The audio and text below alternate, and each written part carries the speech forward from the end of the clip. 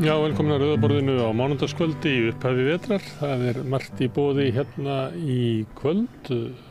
Björn Þorláks hérna. Þú ert með að ræða við Örn Bárð Jónsson, prest í lok þáttar.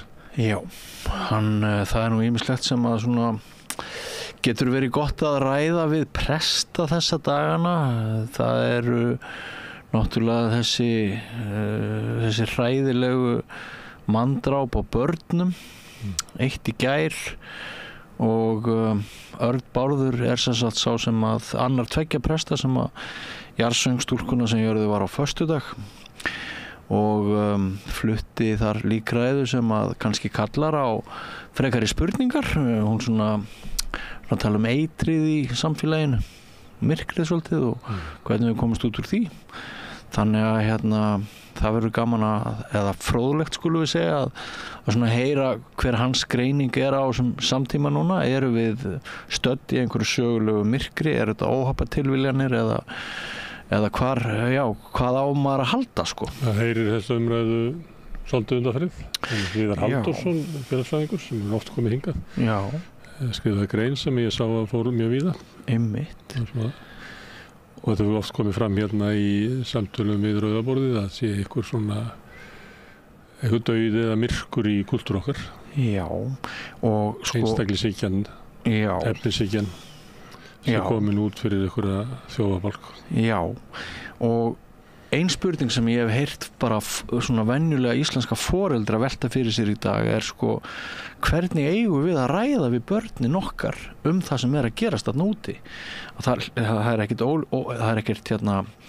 ólíklegt að það verði að geta orðið svona rof á trausti þegar fullorðið fólk að bana börnum endurtekið eins og á þessu ári foreldrar og svo erum við með önnur mál.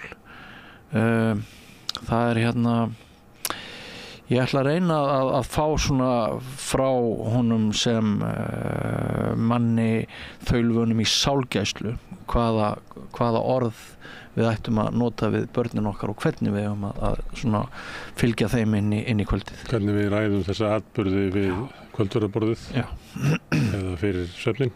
Já. En kannski líka svona þessa tilfinningu fyrir að samfélag okkar sé einhvern veginn að leysast upp í upphafinni einstaklingshyggju og efnishyggju. Já, og sennilega spila samfélagsmiðlar þarna einhverja rullu en eitthvað gerist áður en þeir spillast. Ég ætla hins vegar að ræða við Þórdísi Gísladóttur þýðanda og skáld bók sem var metsölubók í Svíþjóð í fyrra. Ég held að bara verið einn svona alþjóðleg vinsældarbók sem að slá hann út. En þetta fyrsta bók höfundar sem er blaðamaður. Þú ánægð með það. Það hægt slá í gegn. Gaf út sína fyrstu bók, hann 48 í dag, hann ekki verið 45 ára þegar hann skrifaði þessa bók. Hún heitir Þessi djöfulsins karlar. Já. Og þetta uppvaxtarsaga hans. Hann ólst upp einstæðri móður lengst af. Hann ólst ekki upp hjá föður sínum. Hann hélt reyndar að annar pabbi, næsti pabbi væri pabbi sinn en kom svo að því seinna að svo var ekki. En síðan hann að segja eiginlega frá 7 mönnum á 7 árum sem að verða hluti af lífi fjölskyldunar sem að mamman tekur upp hún haldið svona áráttu að reyna að bjarga körlum eins og margar konur eru háðar og það nóg til af körlum sem að vilja láta veiða sér svona en reyna svo að vera að bölvaði drullusokkar þegar árinir. Já, því með vitni það gerist. Þannig að Þórdís er skemmtileg. Þannig að ég ætla að ræða aðeins við hann þessa bók og þennan höfund og svo kannski svona það sem að hún fjallar kannski ættum við að gera meira af þessu. Ég held að sé við ætlum að vera með meiri svona umfjöllun á Rauðaborðinu svona fjölskyldu samsetningar og við sjáum til hvað kemur út úr því. Herðu, þú ætlar að tala vinsælasta umræðuefni á Íslandi í síðustu 100 árin. sem áfengi. Já, brennivín í Hagkaup. Brennivín í Hagkaup. Já, þetta er rosa mikla tilfinningar í spilinu þarna, sko. Ég hitti marga kunningja mína helgina og heyrði fólki í sundlaugunum í pottunum vera að ræða þetta. Já, sko, það er þarna... Tilfinningarnir eru að því að það eru andstæður pólar í þessu. Já. En samt virðist mér sem að Hagkaup eigi sér færri málsvara heldur en þeir kannski héldu. Miklu færri. Já, þegar þeir ég geta sagt um þetta. Þú getur séð þetta í öllum könnunum áfengismál að fylgi við svona áfengibúðir og svona frjálsræði þessu er miklu minna heldur en almennt mætti ætla umræðinni. Já. Þetta sést líka stundum að gera svona íbúakosningar hvort það er vera vínveitingaleyfi á pítseríun í hverfinu og það er eiginlega alltaf fólk vill þetta ekki. Nei. Og það er ekki þannig að því að fólk veit ekki hvað áfengi er sko. Fólk veit bara nákvæmlega hvað áfengi er. Já. Og vill þar að leiðandi frekar svona aðhaldsamt megin þorri fólks. Já. Og það kemur sem sagt maður þarna að ræða þetta sem að í rauninni kærði sjálfan sig vegna ólöglegra áfengiskaupa í desember í fyrra, held ég að hafi verið, og hefur verið svona nokkuð ötull í því að sýna fram á kannski A-parodíuna í þessum málum öllum en B, þá er bara mikil alvara í hans gjörðum. Honum finnst yfirvöld vera að bregðast gjörsamlega og er mjög ósáttur við þetta skref Hagkaupa. Það sem er eitt sem er merkilegt við þetta en þetta er ólík sjónarmið í samfélaginu og við erum að halda því fram að það séu sko fleiri sem að vilja aðhaldsstefnu heldur þeir sem að vilja en það eru þeir sem hafa raunverulega svolítið náð sínu fram, það eru þeir sem að vilja bara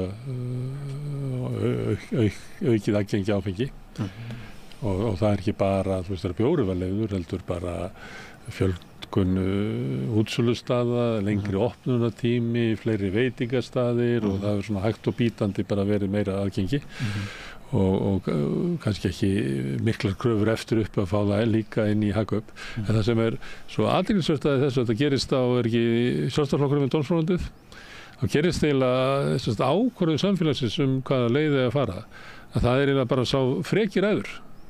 Það er eiginlega reglan. Þannig ef Hagkaup vill þjósna í gegn áfengissölu, bara go ahead og einhver vill opna áfengisbúðir hér og þar og senda það heim á góðum bílum og bara go ahead. Það er eiginlega stemming stjórnvalda sem er svolítið eins og við séum svona hálffallað samfélag að svona klassískt umræðefni með 100 ára reynslu í að ræða þetta og rúmlega það að þegar svona áreinir að þá látum við það bara kylfur á að kasta einhvern veginn svona. Já, og alveg afleitt ef sá mikli árangur sem hefur náðst til dæmis gegn unglingadrykkju á umliðnum áratugum, ef sá árangur er að fara í vaskinn, þessi maður hann mun færa rök fyrir því að hópamyndun án eftirlits hún er að aukast sem er aldrei ávísun á neitt gott hér á þessu landi vegna þess að við viljum þegar hópar ungmenna eru samankomnir þá viljum við hafa þá inn á félagsmiðstöðum þar sem er eitthvað aðhald og eitthvað eftirlit með þeim. Þetta kom ágætlega fram í viðtali mínu við Þráin Farisveit í síðustu viku. Já, og svo vill held ég þessi maður meina að til dæmis landadrykkja hún sé að búma upp. Já, og þannig að það skildi þó aldrei vera að við séum aftur að fara til tíma sem að ég og þú þekkja nú kannski. Það sem að Íslendingar drukku helmingi minni en það gerir í dag. Já. En þar sem að ungmenni, það er svona, hvernig maður orða það sem tækifæri ungmenna til að drekka illa, voru einhvern veginn svona. Ég bý niður í bæ og ég get alveg sagt þér að það er hverja helgi. Þá eru Íslendingar þarna niður í bæ að drekka illa. Það getur vel verið að menn eins og þú sem að komin þennan aldur og ferð heim svona fyrir miðnætti, haldir að það sé allt orðið rosalega civilized, en það er bara eins og hefur alltaf verið niður í bæ, bara síðustu áratugi. Það er bara útihátíð í bænum hverja helgi. Og það eru maður heyrir það bara á hljóðunum að fólk er að labba heim eða æla utan í vegg bygg eða eitthvað svoleiðis. Ég reyndar var ekki meðvitaður þetta því ég hef ekki verið í þessum aðstæðum í 20-30 ár. Það ég er bara að geta bendað á það því ég heyri það svolítið af fólki á okkar kynslóð sem heldur að það sé allt öðruvísi. Já. En ég meina ef þú spyrð fólki sem til þess vinnur í þessu þá er sko miklu meira af sko alls konar efnum. Við höfum hér talað aukinn vopnaburð í bænum og það er bara verið að leita fólki inn á staðina. Þú getur talað við dyraverðina, það fást miklu alvarlegri mál. Þannig að ég held að þetta sé þetta er svo svipað á skólaumræðin þegar fólk á okkar kynslóð fyrir að tala skólana og miðar við hvernig skólarnir voru þegar þau voru ung og svo er það miðað við ástandin í bæ sko, eins og það er þegar þau kannski fá sér að borða og kannski fá sér einn drykk á bar og fara svo heim eftir leiksýninguna áður en að sko allt fer í gang sko. Og ég labba stundum í gegnum bæinn á morgnana, á sunnudagsmorgnum og laugardagsmorgnum og það er bara eins og alltaf hefur verið sko. Það eru bara ælur út allar gangstéttir og augljóslega sko verið útiháttið í gangi sko. En það er rosalega áfengistýrkun í gangi akkurat núna. Henni er stýrt af hinum fullorðnu. Það er markasetning fyrir ungmennin. Henni er beint sérstaklega að þeim til þess að fá þau til þess að neyta fíkniefna og áfengis og það er eitthvað sem er ekki í lagi og Hagkaup með sitt skref núna ofan í þá viðkvæmu kviku það segir þessi sjálfsögðu neysluvara eigi bara verið hliðin á Já, þetta er rosalegt sjálfsmark hjá Hagkaupum. Manstu þegar Jónísi Bónus opnaði sína búðir? Já, ég man eftir því. Selduðu ekki sígarettur. Og ég veit ekki hvernig það er núna, ég er svo lungu hættur að reykja. En það var allavega 20-30 ár, ég held að gera það ekki ennþá. Nei, ég veit. En það var gert, ég meina, af einhverju svona hugmyndum, samfélagslega ábyrgð. Já. Bara við viljum ekki hafa þetta hér, þetta bara drepur fólk akkurat, ég selja vörur sem drepur fólk. En liðið sem að núna hefur náð völdum inn í Hagkaup og í skjóli lífeyrissjóðanna, eftirlaunasjóð okkar, það telur bara ef við getum grætt á þessu, á bara fuck it, okkur það kemur ekkert við eitthvað svona. Þeim gæti orðið hált á þessu held ég. Hagkaup? Ég held það. Já. Þú ætlar ekki að fara í Hagkaup? Nei, ég er einn af þeim sem er ákveðið að versla ekki frekar við Hagkaup. Ég get upplýst það. Eftir smá skilaboð, þá ætlar þú að fá gest ætlar að hafa mánudagum þingið. Já. Og hvað býður upp á?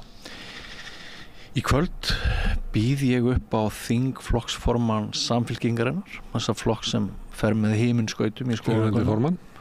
Já, fyrrverandi formann Loga Má Einarsson. Hann fer ekki alveg með himinskautum því hann var hérna og nú er hann hérna. Hann meina 5% sko þar sem hann var upp í himinskautunum. Jú. En þetta heita þá líklega veðraskaut eða eitthvað. Kannski. Já. En ég hef tilfinningu fyrir því að það verði fréttnamatriði sem að muni koma upp úr þessu spjalli.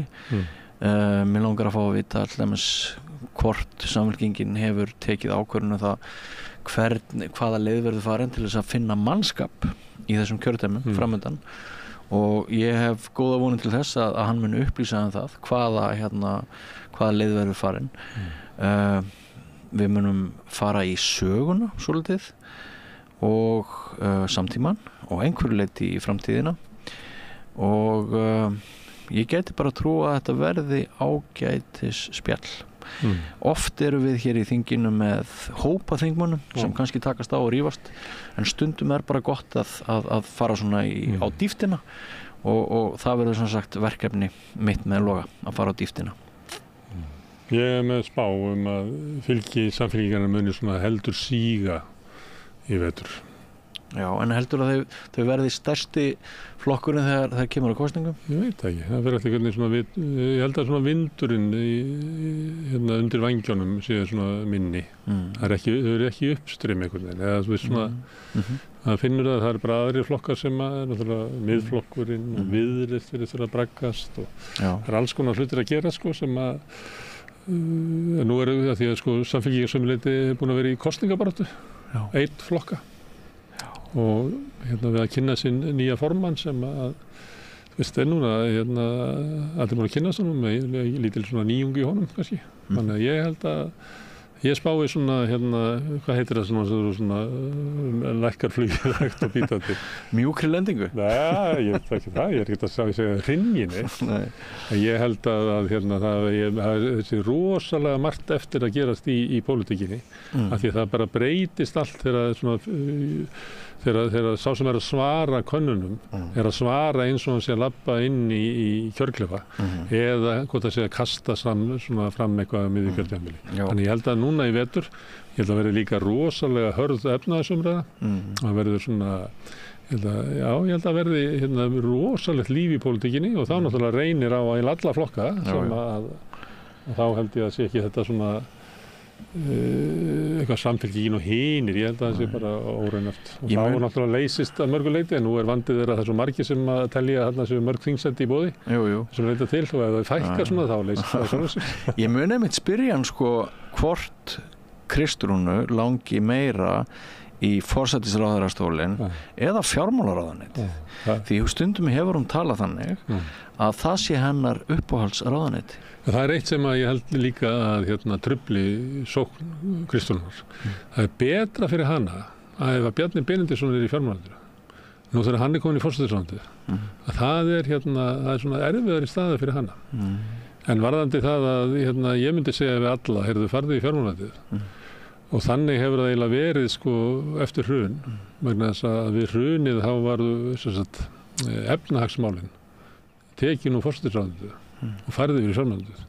Þannig að Davíð Oddsson sem forsætisráðherra, hann var efnahagsmálaráður í Íslandi og það var valda staða sem hann var. Þegar búið að taka efnahagsmálin út úr forsætisráðuneytinu að þá er þetta svona stundum við kalla þetta að vera fundarstjóri og ríkisstjórnarfundum. Hvað er það eins og forseti þings eða eitthvað. Svo hafa ráðherrar verið að sækja sér eitthvað verkefni því að svo lítið að inni. Katrín sótti í jafnréttismál. Sigmundur Davíð sótti verndum gamalla húsa, það var nú gert grín að því að það kæmi einhver áhugamaður handbolta, myndi hann flytja handboltan inn í forsætisráðuneytið. En þetta bara lýsir því hvað ráðuneytið sjálft er raunverulega valdalítið. Þetta þú að fara að hitta alls konar fólk sem er í valdastöðu og svona. En að sömuleyti þá varð eðlisbreyting á forsætisráðuneytinu. Í hruninu þegar Steingrímur Jóð í samningu sínu við Jóhannu tók efnahagsmálin yfir í fjármálaráðuneytið. Já, þetta er áhugaverður punktur. En ég ætla að sá eina frétt hvað Íslendingar myndu kjósa eða fengi að kjósa milli Trump og Kamilu. Það eru 91% sem myndu kjósa Kamilu sem kemur ekkert óvart. Ég held að gegnum tíðina þá hafa demókratarnir verið svona aðeins nær íslenskum raunveruleika eða svona hugmyndum Íslendinga pólitík heldur en repúblikanar sem er alltaf verið bara flokkur sem myndi eiginlega hvergi rúmast í Evrópu. Ég held að þó svo að það sé kannski að koma núna með nýja hægrinu að Orbán og Meloni og fleiri eru byrjað að mæta á fundi þar og ræða. En það sem er áhugavert náttúrulega er að það er eiginlega enginn sem að styður á nema að þegar þú ert komin í flokk fólksins að þá eru 60% sem að styður Trump. Sjálfstæðisflokkurinn sem er 21% og miðflokkurinn sem er 28%. 28? Já. Meira en einhvern fjórum þar. Já, en ég minna samt eftir með það eru 72% af miðflokksmönnum sem myndu frekar kjósa Kamilu. En þetta er svo lítill hluti. En því við vorum eitthvað svona að tala til dæmis í áfengismálunum, hvernig svona lítill hópur nær að drífa áfram einhverju umræðu sem að samt er á skjön við almenning. Að maður myndur reyna að horfa á svona Trump viðhorfin sem er í þessum þremur flokkum. Sem að mann finnst stundum njóta bara eiginlega ómikils rými í umræðinni. Náttúrulega ritstjóri Moggans er ákafur Trump sinni og rekur þar eitthvað svona hugmyndur hvað Trump sé að gera eitthvað gott og er að leggja til að við gerum eitthvað svipað gegn vilja 91% af þjóðinni. En samt einhvern veginn er litið á þetta séu þessi tvö sjónarmið séu í staðan fyrir að horfa á Davíð Oddsson og þennan hluta þessu flokkum og segja þetta er nú bara eins og við verðum alltaf að láta fólk sem vil taka upp dauðarefsingar í Íslandi vera að með aðvild að umræðu um refsingar og eitthvað meira. Þetta er svo skjön við íslenskt samfélag. Já. Að það er eiginlega, ætlum að velta fyrir okkur hvort að við sem ekki að gera þessu bara of hátt undir höfði. Jú, sennilega. Þessum viðhorfum. Einmitt. Þetta er áhugavert. Herðu, en við tölum ekki lengur. Við ætlum að skjóta inn hérna smá skilabóm hérna rétt eftir augnablik og svo tekur Björn á móti Loga Einarssyni. En áður en að því kemur ætla ég að minna ykkur á að samstöðin er tilraunaverkefni. Við erum að sjá til hvort að sé hægt að byggja upp svona umræðuvettvang og fjölmiðil fyrst og fremst með stuðningi almennings, hlustenda og áhorfenda og sem meira er að kerfið er eiginlega þannig að þeir sem að kjósa láta áskriftina sem að leggja inn í samstöðuna renna sem félagsgjöldin í alþjóðafélagi og það er alþjóðafélagi sem á og rekur samstöðuna sem er þar leiðandi fjölmiðil í eigu áhorfenda og áheyrenda, er í eigu áskrifenda í gegnum alþjóðafélagi. Ég held að þetta hafi aldrei verið reynt áður á Íslandi.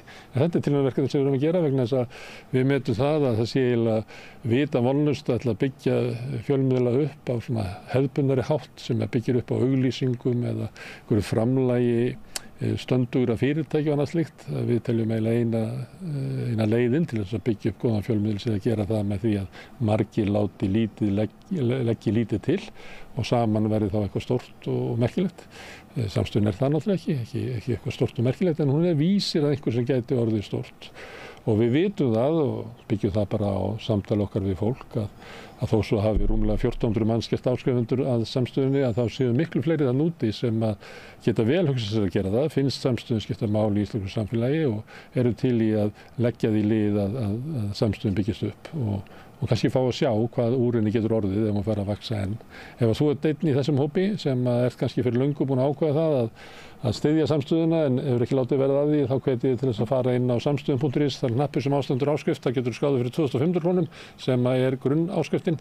Þú mátt borga meira ef þú vilt og svo getur þú valið ef þú vilt láta áskriftina renna sem félagsgjöldin í alþjóðafélagi og vera einn af þeim sem eiga samstöðuna. Þannig að fyrir 2500 krónum á mánuði máttu eiga fjölmiðil sem er aldeilis eftir svona vert skilsmér í þessum heimi. En framöndan er örstuttar auglýsingar, svo ræðir Björn Þorláks við Loga Einarsson. Gerist áskrifendur á samstöðinni og taki þátt í að byggja upp öfluga og róttæka samfélagsumræðu. Með því að ganga í leigjendasamtökin styður þú baráttu leigjenda. Leigjendasamtökin eru fyrir öll þau sem vilja vinna að réttlæti og öryggi á húsnæðismarkaði. Leigjendasamtökin.is. Allir þættir samstæðvarinnar eru fáanlegir á öllum helstu hlaðvarpsveitum. Þarftu að tala um borgarfulltrúa. Borgarfulltrúar Sósíalistaflokksins eru með viðtalstíma alla mánudaga klukkan 13:30 til 14:30. Það þarf ekkert að bóka tíma, endilega kíkjum við í Bólholt 6, 105 Reykjavík. Við erum í útvarpinu á FM 89,1. Segðu það á samstöðinni. Samstöðin er í eigu hlustenda, áhorfenda og lesenda. Sláist í hópinn og gerist áskrifendur. Ertu á leið heim úr vinnu? Stilltu á FM 89,1. Komið þið sæl og blessuð, velkomin í þingið, þennan lið við Rauðaborðið á samstöðinni sem við reynum að hafa virkan alla mánudaga. Stundum eru hér líflegar umræður og margir þingmenn sem rífast, en svo eru líka dagar þar sem við fáum bara einn þingmann, það er þannig dagur í dag. Það er þingflokksformaður Samfylkingarinnar, Logi Már Einarsson. Velkomin Logi. Já, takk. Sko, við erum stödd í umræðum fjárlög núna á þinginu, það er nýbúið að leggja þau fram. Ég ætla að ræða svona, hvað maður að segja, pólitískan anda líðandi stundar við þig hér næstu mínútur, en mér langar að fara að bakka aðeins fyrst, fara aðeins aftur í tíman. Þú kemur til leiks og verður formaður Samfylkingarinnar á tímum sem að svona bara nánast lá við að Samfylkingin þurrkaðist út. Ég held að megi segja það allavega á þingi sig. Og þú ert svona kannski svolítið hressitappinn sko, gleðigjafinn, gamli dansarinn í skriðjöklum og ég fylgdist mikið með þér á Facebook, þú varst mjög svona léttur og skemmtilegur og þú virtist koma með, hvað maður að segja, einhvern anda inn svona sem hafði kannski skort á. Ef þú bakkar aðeins með mér, hvers vegna hafði Samfylkingin orðið jafn svona illa úti á þeim tímum sem að þú kemur þarna inn á þingið og verður formaður Samfylkingarinnar. Hvað hafði leitt til þess að fylgið hafi dregið svona saman og lítil stemning? Já, sko ef að maður hefði nú svör við því, svona fullítandi svör við því hvað það sem að reisir flokka við og hvað fellir þá væri maður nú sennilega nokkuð auðugur maður, því að það þetta formúla sem að allir óska sér og við sjáum það bara í pólitíkinni að þetta ótrúlega sveiflukent. Ég held að það séu nokkrar ástæður fyrir þessu. Í fyrsta lagi náttúrulega taka Vinstri græn og Samfylkingin við auðvitað afleitu búi eftir efnahagshrunið og það lá auðvitað fyrir að það þyrfti að grípa til mjög erfiðra og sársaukafullra ákvarðana. Einbeitt sér að reyna að verja þá allra veikustu en það varð eitthvað undan að láta vegna þess að við höfum ekki einu sinni lántraust erlendis. Ég held að það hljóti að mega segja það upphátt núna að það hafi svona eftir á hyggja kannski líka verið hæpið að leggja á sama tíma upp með gríðarlega stór og mikilvæg mál á þessum tíma. Ég nefni stjórnarskrá, ég nefni umbyltingu á fiskveiðikerfinu og umsóknaraðild að Evrópusambandinu. Mögulega átti þessi ríkisstjórn að einbeita sér að því að efnahagsmálunum fyrst og fremst. Í öðru lagi þá eðlilega eftir þessa umbróta tíma og í þessum umbróta tímum sem verður í kringu hrunið þá bara hittnar aðeins í deiglu stjórnmálana og það verða til nýjir flokkar. Við sjáum borgarhreyfinguna síðan Pírata verða til, Bjarta framtíð, Viðreisn klofnar út úr Sjálfstæðisflokki og samkeppnin þarna á miðjunni, þar sem að Samfylkingin hafði staðsett sig og verið, hún verður bara býsna hörð. Já. Þannig að ég held að þetta ekki síst hafi auðvitað bara leitt til þess að flokkurinn misti fótana og þá kom auðvitað líka í ljós að öll umræða einhverja stöðuga inneign í kjarnafylgi átti bara sér enga stoð. Nei. Og ég man alveg eftir því, ég að koma inn í landsmálun á þessum tíma, verð varaformaður flokksins þarna vorið áður 2016. Hvenær skráir þið í Samfylkinguna og verður aktíft svona? Ég gerði það eftir hrunið. Já. Já, þá það bara blossaði upp reiðin hjá mér eins og öðrum yfir ástandinu og yfir hvernig hafði verið farið með bara þjóðina í rauninni í einhverju fjárglæfra mennsku, getum við sagt. Og þá var þetta bara tvennt að velja, það annarkvort að fara bara niður á Ráðhústorg á Akureyri og berja á potta og pönnur þar eða bara fara inn í stjórnmálaflokku og reyna að hafa áhrif þar inni. Hvoru tveggja held ég að hafi bara verið mjög gott að fólk gerði. Þáttaka, sama hvernig hún og hvernig er háttað held ég að skipti máli. En ég valdi allan þessa leið og ég hafði verið svona nokkuð róttækur ungur maður og studdi sem unlingur eða í mínu fyrstu kosningum Alþýðubandalagið. Síðan fer ég í 6 ár til Noregs í nám þar. Lærir arkitektur? Já, það það bil þegar Gro Harlem Brundtland að vera svona stóra stjarnan í pólitíkinni og hún hafði nú bara þau áhrif að ég svona smátt og smátt breyttist úr svona vinstri róttæklingi í sósíaldemókrata eða jafnaðarmann. En ég menna þetta held ég að séu svona stóru skýringarnar á því að Samfylkingin fatast flugið. Ofmargt í gangi hjá stjórninni sem tekur við eftir hrun. Já, ég held það. Nýir flokkar koma inn, það verður samkeppni atkvæðin og sérstæða Samfylkingarinnar kannski ekki alveg ljós á þessum tíma. Nei. Og svo fara þarna nokkri lykilmenn svona rökklast frá. Það er allt svona, það er ákveðið limbó. Já. En sko þegar þú kemur inn og verður formaður flokksins, hver var svona dagskipanin? Hjá mér? Já. Sko auðvitað vaknar maður upp við þessa stöðu og minnir sig á nokkru sinnum á hverjum einasta degi að það með ekki sjást á manni að maður sé logandi nervus. Logandi nervus. Þannig að það er nú bara eiginlega það fyrsta sem þú verður að gera. Þú verður bara að taka þetta verkefni og reyna að leysa það án þess að það sjáist að þú sé taugaveiklaður yfir því. Ertu að segja mér bara svona undir 4 augu, það er bara við tveir að spjalla saman enda. Nei, ertu að segja mér að þér hafi svona fundist á mörkunum að stæðir undir þessari ábyrgð? Nei, ég vil bara miklu frekar að segja það að þegar flokkur slefar inn á þing með 1 kjördæmakjörinn mann og 2 uppbótarmenn, flokkur sem hafði verið í 30% pluss tíma og stærsti flokkurinn, gríðarlega öflugur með ótrúlegt mannval, að það er bara augljóst að slíkur flokkur hann er ekki tryggur með tilveru sína.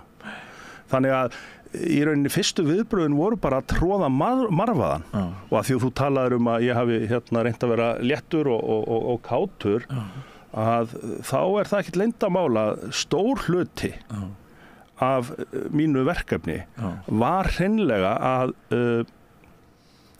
skapa gott andrúmsloft og byggja aftur upp. Reyna að sætta stríðandi fylkingar kannski? Já, byggja aftur upp góðan anda í flokknum. Það voru mjög margir farnir, mikið af lykilfólki sem að hvarf og kaus okkur kannski ekki, ég veit það ekki. Ég notaði töluvert tíma þarna strax á eftir í að tala við það fólk sem ég taldi mikilvægt, get nefnt Guðrúnu Ögmundsdóttur til dæmis, og fá hana tilbaka. Þá mætu konu?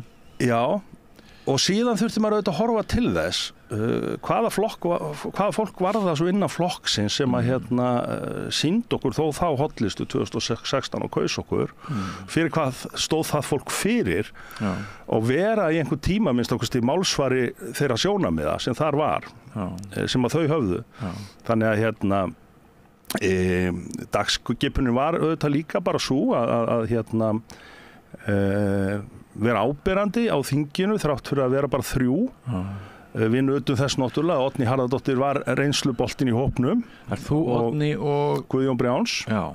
Og við erum tiltölulega nýir þarna inni, við erum algjörlega nýir í landsmálunum, þannig að við nutum þetta leiðsagnar hennar. Samfylkingin er líka þannig flokkur að hann getur ekkert setið hjá eða melda pass í ákveðnum stefnu og málum. Það er alveg til flokkar sem að byggja á kannski einu sterku leiðtoga, stuttri sögu, verða til í kringum 1 eða 2 mál sem að geta leyft sér þó þau séu fáliðuð að einbeita sér að þeim málum, vera bara fyrst og fremst þar. En það kom bara mjög fljótt í ljós að ef þú ert fulltrúi Samfylkingarinnar þá þurftur þú bara að koma og fara í umræðu öll mál. Það átti að vera læti. Takk fyrir. Já. Og það auðvitað, þá átti að maður segja á því líka sko að eitthvað af þessu fólki sem að kannski svona veðja ekki á okkur í þessum kosningum og mætti ekki á fundi, það var samt bara glerhert jafnaðar fólk og skilaði sér svo smám tilbaka. Ég held að þegar að jafnvægi komst á flokkin það að segja að við vorum ekki í hættu lengur á að þurrkast út í kosningunum eftir, þá tæplega þreföldum við fylgið. Það voru svo vombrið í síðustu kosningum að ekki ná nema 10%. Það held ég að einu ýmsar ástæður, meðal annars bara COVID-tíman. En þá finnst mér í rauninni að flokkurinn sé komin í hérna, á svona lignari sjó og þá ákvað ég að hérna, ég skildi láta gott heita að því alveg frá fyrsta degi áttaði ég mig á að ég var kannski ekki svarið til lengri tíma fyrir hennar flokk. En ég ætla nú að vera svo brattur að segja, ég held ég hafi verið hárrétti maðurinn til þess að taka við honum í þessari stöðu sem hann var í.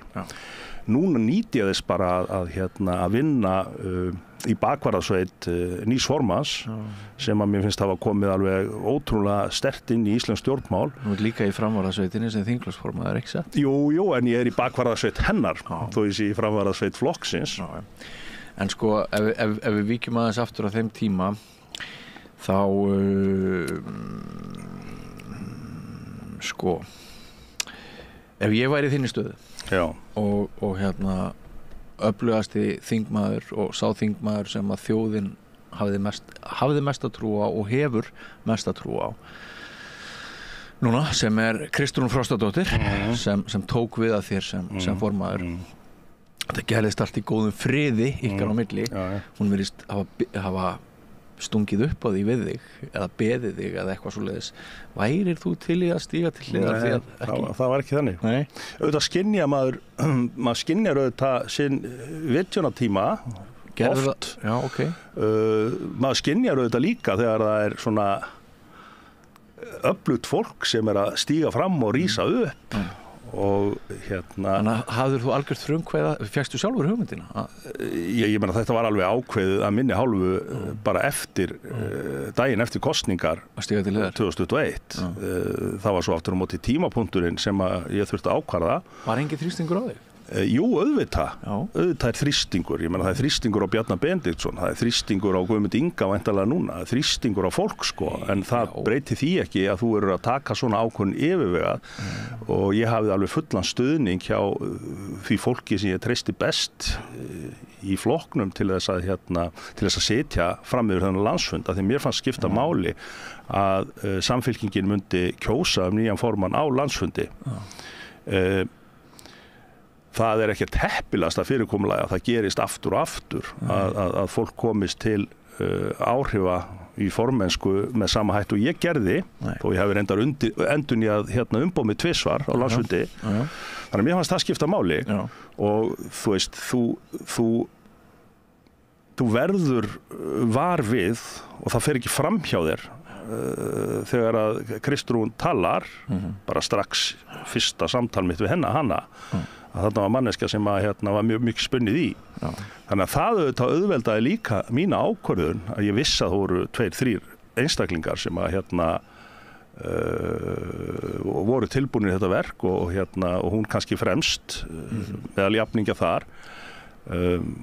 Og ég sagði það nú við Sigmund Erni félagaðinn einhvern tímann í viðtali svona þegar ég kynnti þetta að þegar hann spurði mig hvernig leiðtoga þarf Samfylkingin núna ég sagði að það þarf bara einhvern aðeins öðruvísi heldur mig allt á sinn tíma og hver tími á sér í rauninni sitt rökrétta svar þannig að ég menna strax daginn eftir kosningar þá léti í þetta skína þegar ég segi að Samfylkingin þarf nýtt leikskipulag minn með ég hafi sagt í Silfrinu. En þú lýsir sjálfum þér sem fyrrum vinstri róttæklingi sem að svona Já, bara eins og unglingar eru, Björn. Þú manst nú eftir þessum tíma sjálfur. Og þú kynnist þarna sósíaldemókratískum áherslum í Skandinavíu og ert síðan sámaður. Mér er alltaf fundist eins og að Kristrún náttúrulega komi frekar úr hægri borgarlegri armi heldur en meira frá vinstri. Umhverfi hennar, hvort sem við lítum til menntunar hennar, heimilisaðstæðina í uppeldi, bankareynslunar. Ég myndi svona Já, ég myndi allavega ekki segja að hún kæmi beint úr vinstrinu inn í þennan stól. Ég meina, ég geri það nú ekki heldur í sjálfu sér. Ég meina, það voru nú ekki mikli róttæklingar á mínu heimili. Það var nú sáralítið talað stjórnmál og ég held að foreldrar mínu hafi verið svona í upphafi að minnsta kosti svona vinstri sinnaði framsóknarmenn þó þau hafi færst svo kannski aðeins til vinstri svona seinna í lífinu. Ég held að Kristrún alist í rauninu upp við svipaðar aðstæður ég hjá venjulegum fjölskyldum sem bárust ekki mikið á. Já, en manni finnst allavega sko töluvert styttra á milli Samfylkingarinnar núna undir hennar stjórn. Manni finnst styttra á milli Samfylkingarinnar og Sjálfstæðisflokksins heldur en fyrir nokkrum árum. Þar til dæmis get ég vitnað til þess að þingmenn eins og Helga Vala sem hún eru hætt á þingi voru náttúrulega bara reglulega í slag og hérna stórt hjarta í Helgu Völu og mikil réttlætiskennd og svona var ekkert að ritskoða sjálfa sig. Sko, við höfum fylgst með þessu ótrúlega flugi Samfylkingarinnar í skoðanakönnunum. Þú fyrir ekki verið að segja það eftir að þú stegtir hliðar á Kristrún það er ekkert feimnismál, það er þannig, ég meina, á ég að fara að neita því, það er þetta að fletta bara upp, sko, hlutunum. En kannski er það að hluta til vegna þess hvað þú ert frábær þingflokksformaður, við skulum ekki útiloka það. Já, við skulum aðeins hérna, ég þarf ekkert skjall hérna, sko. Þú þarf ekkert skjall. Og hérna, og bara svona, svo ég útskýri það nú fyrir áhorfendum einn ástæða þess að ég ekki tala svona við Loga er að við erum skólabræður og remma.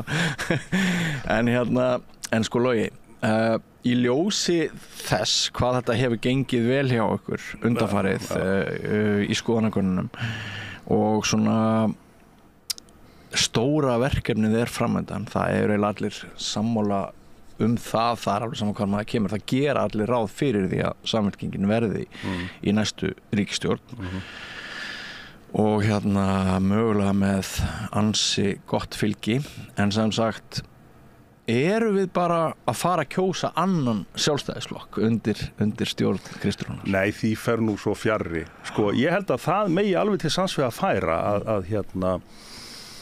að Samfylkingin sé staðsett svona nær og miðjunni heldur en kannski gat virst allan þegar ég var þarna. Þó að við stöndum nú fyrir meira eða minna sömu stefnumálin. Það er hins vegar grundvallar munur á málflutningi Kristrúnar og Bjarna Benediktssonar. Og ég held til dæmis að eina ástæðunum fyrir þessu... Hver finnst þér aðalmunurinn? Já, ég meina þau hafa náttúrulega bara gjörsamlega andstæða skoðanir þegar það kemur að ríkisfjármálunum. Ég meina hvernig? Ég meina Bjarni Benediktsson talar allan tíman fyrir lausatökum í ríkisfjármálum. Hann talar skattalækkanir, hann hirðir ekki fjármögnun verkefna. Hann reynir samt sem áður að keyra upp þenslu sem að byggir í raun ekkert hagvöxturinn síðustu ár byggir ekki á neinu öðru heldur fólksfjölgun. Ef þú myndir nú horfa til dæmis á hagvöxt per mann, framleiðni per mann, þá myndin allt öðruvísi. Kristrún hefur hins vegar talað bara opið fyrir því að þú þurfur að eiga fyrir hlutunum eða þú þurfur allan að gera ráðstafunni þannig að þú getur borgað fyrir hlutina. En ef Bjarni var í mínu stóli núna þá myndi hann segja er það munurinn á mér og Kristrún sá að Kristrún vill bara hækka skatta? Nei, hún vill ekki hækka skatta, ekki svona heilt yfir. En væri það ekki ágætt hugmynd að hækka skatta á feitustu bökinni? Ég meina það er það sem hún hefur talað um. Hún hefur sagt, ég meina, svo ég noti nú bara hennar orð, það er hægt að fjármagna hluti og sækja tekjur þar sem þenslan Þar getum við nefnt bankana, við getum talað Hvalrekaskattur, hann ennþá upp á borði hjá ykkur? Já, ég held að það hljóta að vera í þessum aðstæðum. Ég held að það skipti miklu máli líka að við förum að ná sanngjörnum auðlindagjöldum og þá ég ekkert bara að horfa á sjávarútveginn, þá ég auðvitað bara að horfa á þær auðlindir sem að íslensk þjóð býður yfir. Við erum nú að fara að sjá fram á vilja að minnstakosti til stórfelldra uppbyggingar á nýtingu vindorku sem verður aðeins öðruvísi heldur en orkuöflun gegn vatnsafl vegna þess að það eru fleiri einstaklingar sem kannski eru þar í spilunum og það verður auðvitað bara að tryggja það að þessi fyrirtæki greiði auðlindagjöld til þjóðarinnar. Ég meina sama á við fiskeldið. Þetta hefur núverandi ríkisstjórn ekki einu sinni með Vinstri græn við stýrið ekki þorað að fara í og fyrir vikið erum við búin að fara í gegnum löng sveiflukent tímabil með djúpum dölum í efnahagslífinu og mannlífinu reynda líka. Við erum búin að fara í gegnum COVID, við erum búin að fara í gegnum áföllin í Grindavík, aðgerðir sem að þar var beitt nutu víðtæks stuðnings á Alþingi, þar á meðal okkar. En við ætlumst náttúrulega til þess að þetta sé fjármagnað. Nú nýlega var til dæmis gerður ágætis kjarasamningur sem að við studdum nálgunna við þenn kjarasamning. Það var í ljósi trausts. Já, studdum út af fyrir sig líka þau inngrip sem að ríkisvaldi átti inn þá kjarasamninga. En við gagnrýnum hins vegar að 80 milljarða króna innspýting ríkissjóðs yfir samningstímabilið sé ekki fjármagnað. Og ég held að ASÍ sé alveg sammála okkur þar. En gagnrýnir þú það núna að hvorki Seðlabankinn né stjórnvöld að koma á móts við skulduga Íslendinga og það margt sem bendir til þess að þessi kjarasamningar sem við vitnum til í vor, þeir séu bara í bullandi hættu að forsendum muni bresta. Já, ég auðvitað óttast það. Ég held að það sé nú samt þannig því miður kannski, má segja, ég veit ekki hvað maður á að segja í því, fyrir launafólk að minnstakosti, að ég held að það séu verðbólgumarkmið í samningunum, ég er ekki viss að séu vaxtamarkmið. Já, ég held að fólk hafi reiknað með því að vextirnir færu að lækka frekar hratt ef að verðbólga færi niður. En það er hins vegar þannig að það eru tveir öxlar sem að fyrst og fremst stýra ríkisfjármálunum. Það er ríkisstjórnin annars vegar og það er Seðlabankinn hins vegar. Seðlabankinn hefur miklu færri tæki í sínu vopnabúri heldur en ríkisstjórnin. Ef að ríkisstjórnin gerir minna þá er Seðlabankinn að gera meira. Og Bjarni Benediktsson hann orðaði að mér segja svo bjánalega fyrir einu ári síðan að ráðstöfunartekjur íslenskra heimila hefði aldrei verið meiri ef frá eru skilin vaxtagjöld.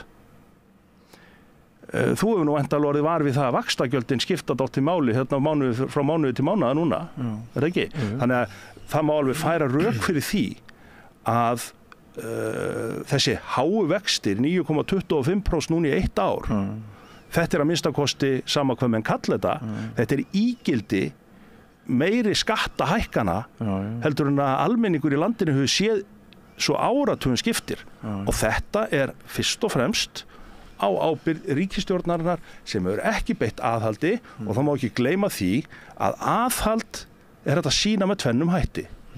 Það er þetta að skera niður.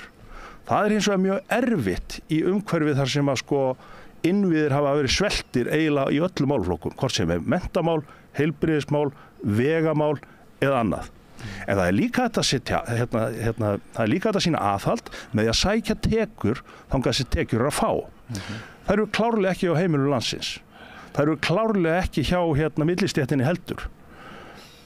Og hvað þá þetta lágtekjufólki. En þessi dæmi sem ég nefndi áðan, það er klárlega svigrúm þar og þar á fólk bara að leggja mörkum. Já, það er líka þessi kuldi að það er mjög erfitt skeið hjá mörgum hinum skuldu og sérstaklega það er líka bara mikil óhamingja í samfélaginu. Við sjáum ofbeldisbylgju sem að nær niður í börn, við sjáum hræðilegan fórnarkostnað sem fylgir því og það er eins og enginn sé að taka utan íslensku þjóðina. Ég þreytist af hálfu þeirra sem er í ríkisstjórninni. Ég þreytist ekki á að rifja upp orð norsks vinar minn sem býr hér á Íslandi og segir það að þótt að sé bara 3-6 mánaða tímabil þar í landi þar sem að ríkisstjórnin svona þurfa að biðjast afsökunar á einhverju efnahagsumhverfinu sem að leiði til þess að hinn almenni normaður þarf að taka á sig meiri byrðar en vanalega, þá sé samtal og auðmýkt og stjórnum biðjast afsökunar og þau bara tali fallega til almennings og já, við erum bara hugrökk og þetta verður skárra eftir 3-6 mánuði. Sko, það er þetta andrúmsloft núna, manni finnst þetta svolítið ómannúðlegt andrúmsloft. Við erum með 3 flokka þarna í ríkisstjórninni og enginn þeirra virðist búa yfir foringja sem er nægilega læs á mannlegt samfélag á Íslandi til þess að tala við þjóðina eins og góður þjóðhöfðingi gerir. Klappar henni, tekur utan hana, segir takk fyrir að hafa ekki gefist upp. Við vitum að þetta er búið að vera erfitt. Já, það voru þín orð að ekkert af þessu fólki hefði getur til þess. Það hlýtur að vera fyrst að gera það, ekki? Já, en ég held að minnst að Katrín hafði þó nef fyrir þessu sem er farin frá borðið, Jakobsdóttir. Ég held að það sé að minnst að rétt hjá þér að pólitík víða í kringum okkur, ekki síst í Noregi, það sem ég þekki nokkuð vel, þau eru hreinskiptari. Já, og mannlegri þá. Já, og stjórnmálamenn eru svona heiðalegri í sinni nálgun. Ég man eftir myndun ríkisstjórnarinnar 2017 Noregi, þar sem að Jónas Gahr vann Ernu Solberg og myndaði 4 eða 5 flokka stjórn.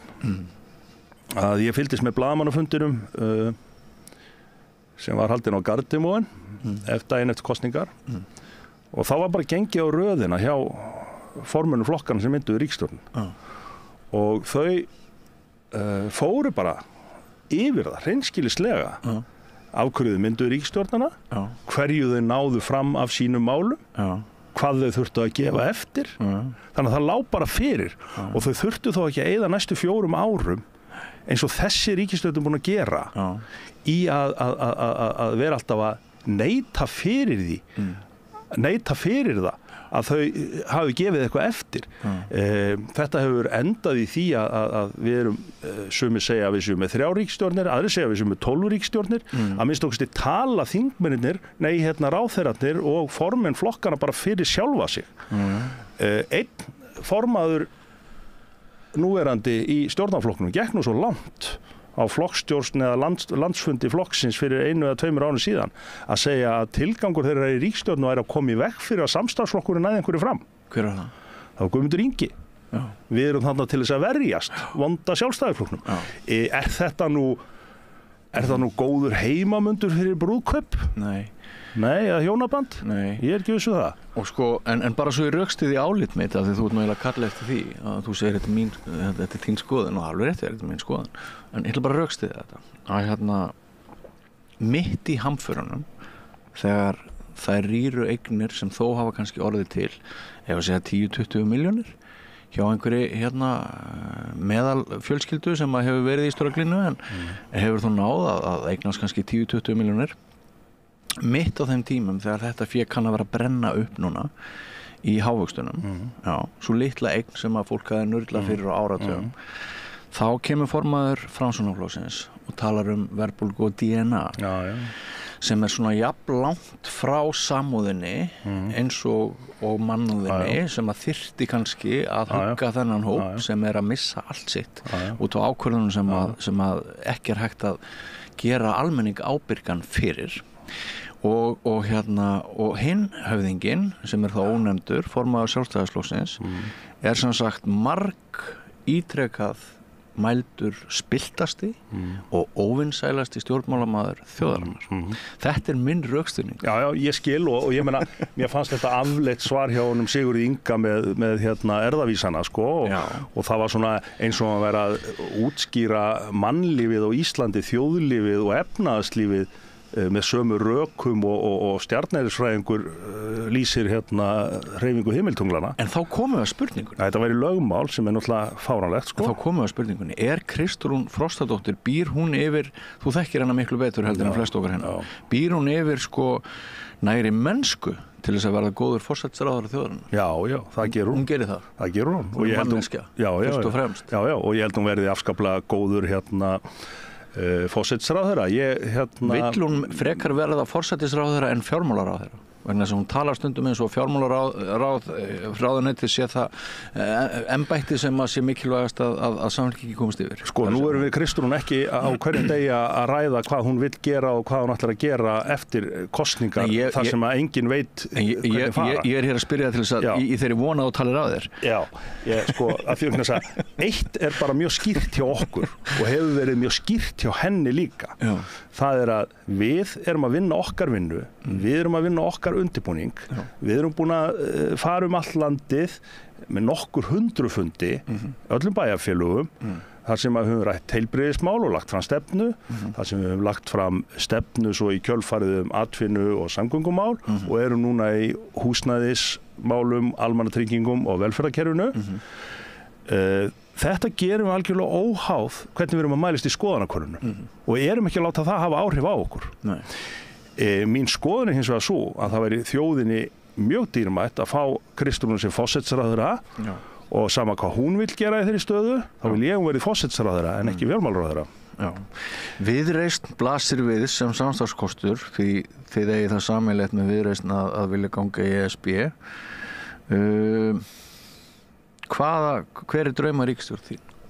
Ég ætla ekki að fara í meiri smáatriði en formaðurinn hefur gert í þeim efnum. Það hún auðvitað sem að væri samt ekki hressandi ef við Íslendingar gætum gengið til kostninga og myndum eitthvað aðeins vita hvað myndi gerast eftir kostningar. Er þetta ekki svolítið ágalli á okkar systemi að enginn gengur nokkur sinni bundin til neins sem þýðir að enginn með neins sérstök prinsip sem að getur þá kosið þegar maður fer inn í kjörklefa? Jú, þetta góð spurning og ég ætla að koma henni aðeins aftur. Ég ætla fyrst að segja að mín drauma ríkisstjórn frá miðju til vinstri. Það bara alveg skýrt. Er miðflokkurinn þar inni? Hann verður nú sent talinn til vinstri flokkssamistokkusti. Þér finnst hann til hægri? Já, mér finnst það. En hérna aftur... Bara það heitir miðflokkur? Já, menn geta kalla hlutina það sem þið vilja, sko.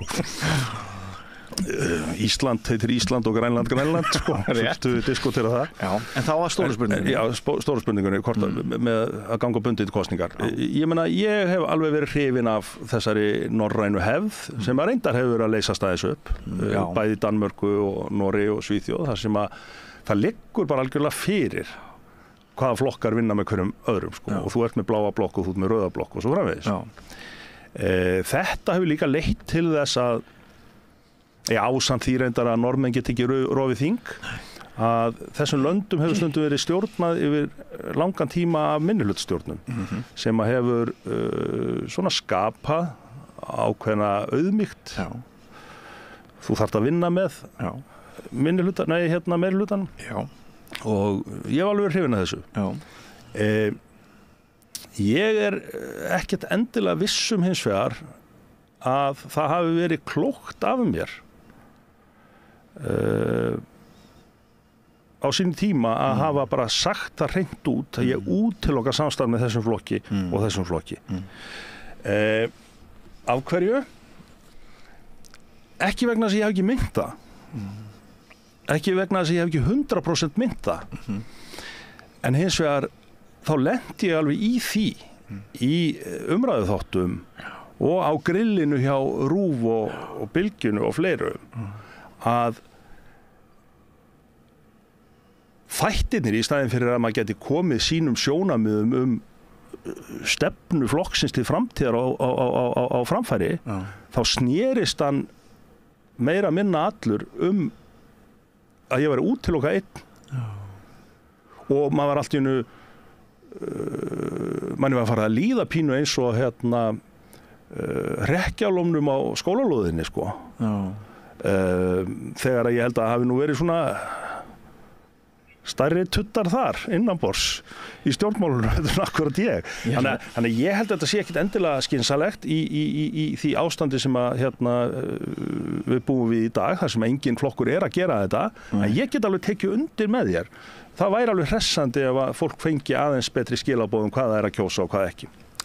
Þetta sem þú vísar til ummælið þínum að Samfylkingin í þínum huga hefði ekki áhuga á að vinna með Sjálfstæðisflokknum. Voru það aðri flokkar sem þú nefndir en Sjálfstæðisflokkurinn? Já, mér minnir að ég hef nú nefnt Miðflokkinn. Já, Miðflokkinn. Já. En sko, þegar þú segir að þú hafi lent á grillinu og Bylgjunni og RÚV þá kann það að vera vegna meinsemda í menningu fjölmiðlamanna. Ég veit ekkert það. Nei, ég að segja það. Ég fjölmiðlamaður. Það kannski bara ekkert eðlilegt við það að þú hafi lent á grillinu, á RÚV og Bylgjunni af hálfu þeirra fjölmiðlamanna sem settu þau á grillið. Kannski var þetta bara eðlilegasti hlutur í heimi og kannski þetta eitthvað sem við ættum að reyna að venja okkur við, að stjórnmálamenn með prinsip sem segja hluti sem kjósendur geta treyst að verða veruleika í stað þess að allt sé galopið. Kannski það bara eitthvað sem að fjölmiðlamenn Íslendinga þurfa líka að læra að geti verið ágætt fyrir land og þjóð. Já, alveg örugglega. En sko nú ætla ég að taka fram að ég hef nú sko alltaf borið virðingu fyrir fjölmiðlafólki og ekki fundist ég verða fyrir neitt óréttlátri meðfund. Nei, það ákveðin menning. Alls ekki. Og ég meina, kannski hef ég nú lagt þetta svona bara aðeins upp sjálfur. Skilurðu? En sko íslensk fjölmiðlamenning náttúrulega sjálfstæðisflokkurinn. Það hefur alltaf verið þannig. Þú nefnir þarna Bylgjuna og RÚV, halló. Þetta mjög sterkt ástar og aðdánarsamband við sjálfstæðisflokkin á báðum þessum fjölmiðlum. Og af því að ég að skrifa bók þetta sem kemur út eftir skamman tíma, þá má ég alveg segja það. Ég í þeirra röðum, ég hef fylgst með þessu. Þú mátt alveg segja það sem þú veist við erum bara í samtali, sko. Ég hef verið hluta af þessum fyrirtækjum og ég tók eftir því bara síðastliðið sumar hvað það var lítið látið með það hve óeðlilegir hlutir voru að gerast þegar Bjarni Benediktsson nær að verða forsætisráðherra í annað skipti á ferlinum, þrátt fyrir allt sem á undan gengið og þótt að væri ekki nema 15-17% Íslendinga sem vildu hafa hann áfram á ráðherrastóli, þá það bara ekkert eðlilegt við það. En fjölmiðlamenn, RÚV og Bylgjunnar, þeir gerðu engar athugasemdir við það þennan dag. En við erum komin út í ég þarf aðeins að fara þess áfram. Það sem að mér hefur eiginlega fundist skorta hjá fjölmiðlum í aðdraganda kosninga gagnvart sérstaklega sjálfstæðisflokknum, það að til dæmis fyrir síðustu kosningar þá lofaði flokkurinn hátt í 100 milljarða króna innspýtingu í innviði landsins en ætlaði að lækka skatta á sama tíma. Og ég átta mig ekki á því hvernig flokkurinn getur farið í gegnum kosningabaráttu sem að tekur nú 5-8 vikur án þess að fjölmiðlarnir sýni það aðhald að fara á fullri hörku í þennan málflutning. Þess að hann stenst bara ekki. Þetta einhver svona vúdú-hagfræði sem ekki gengur upp.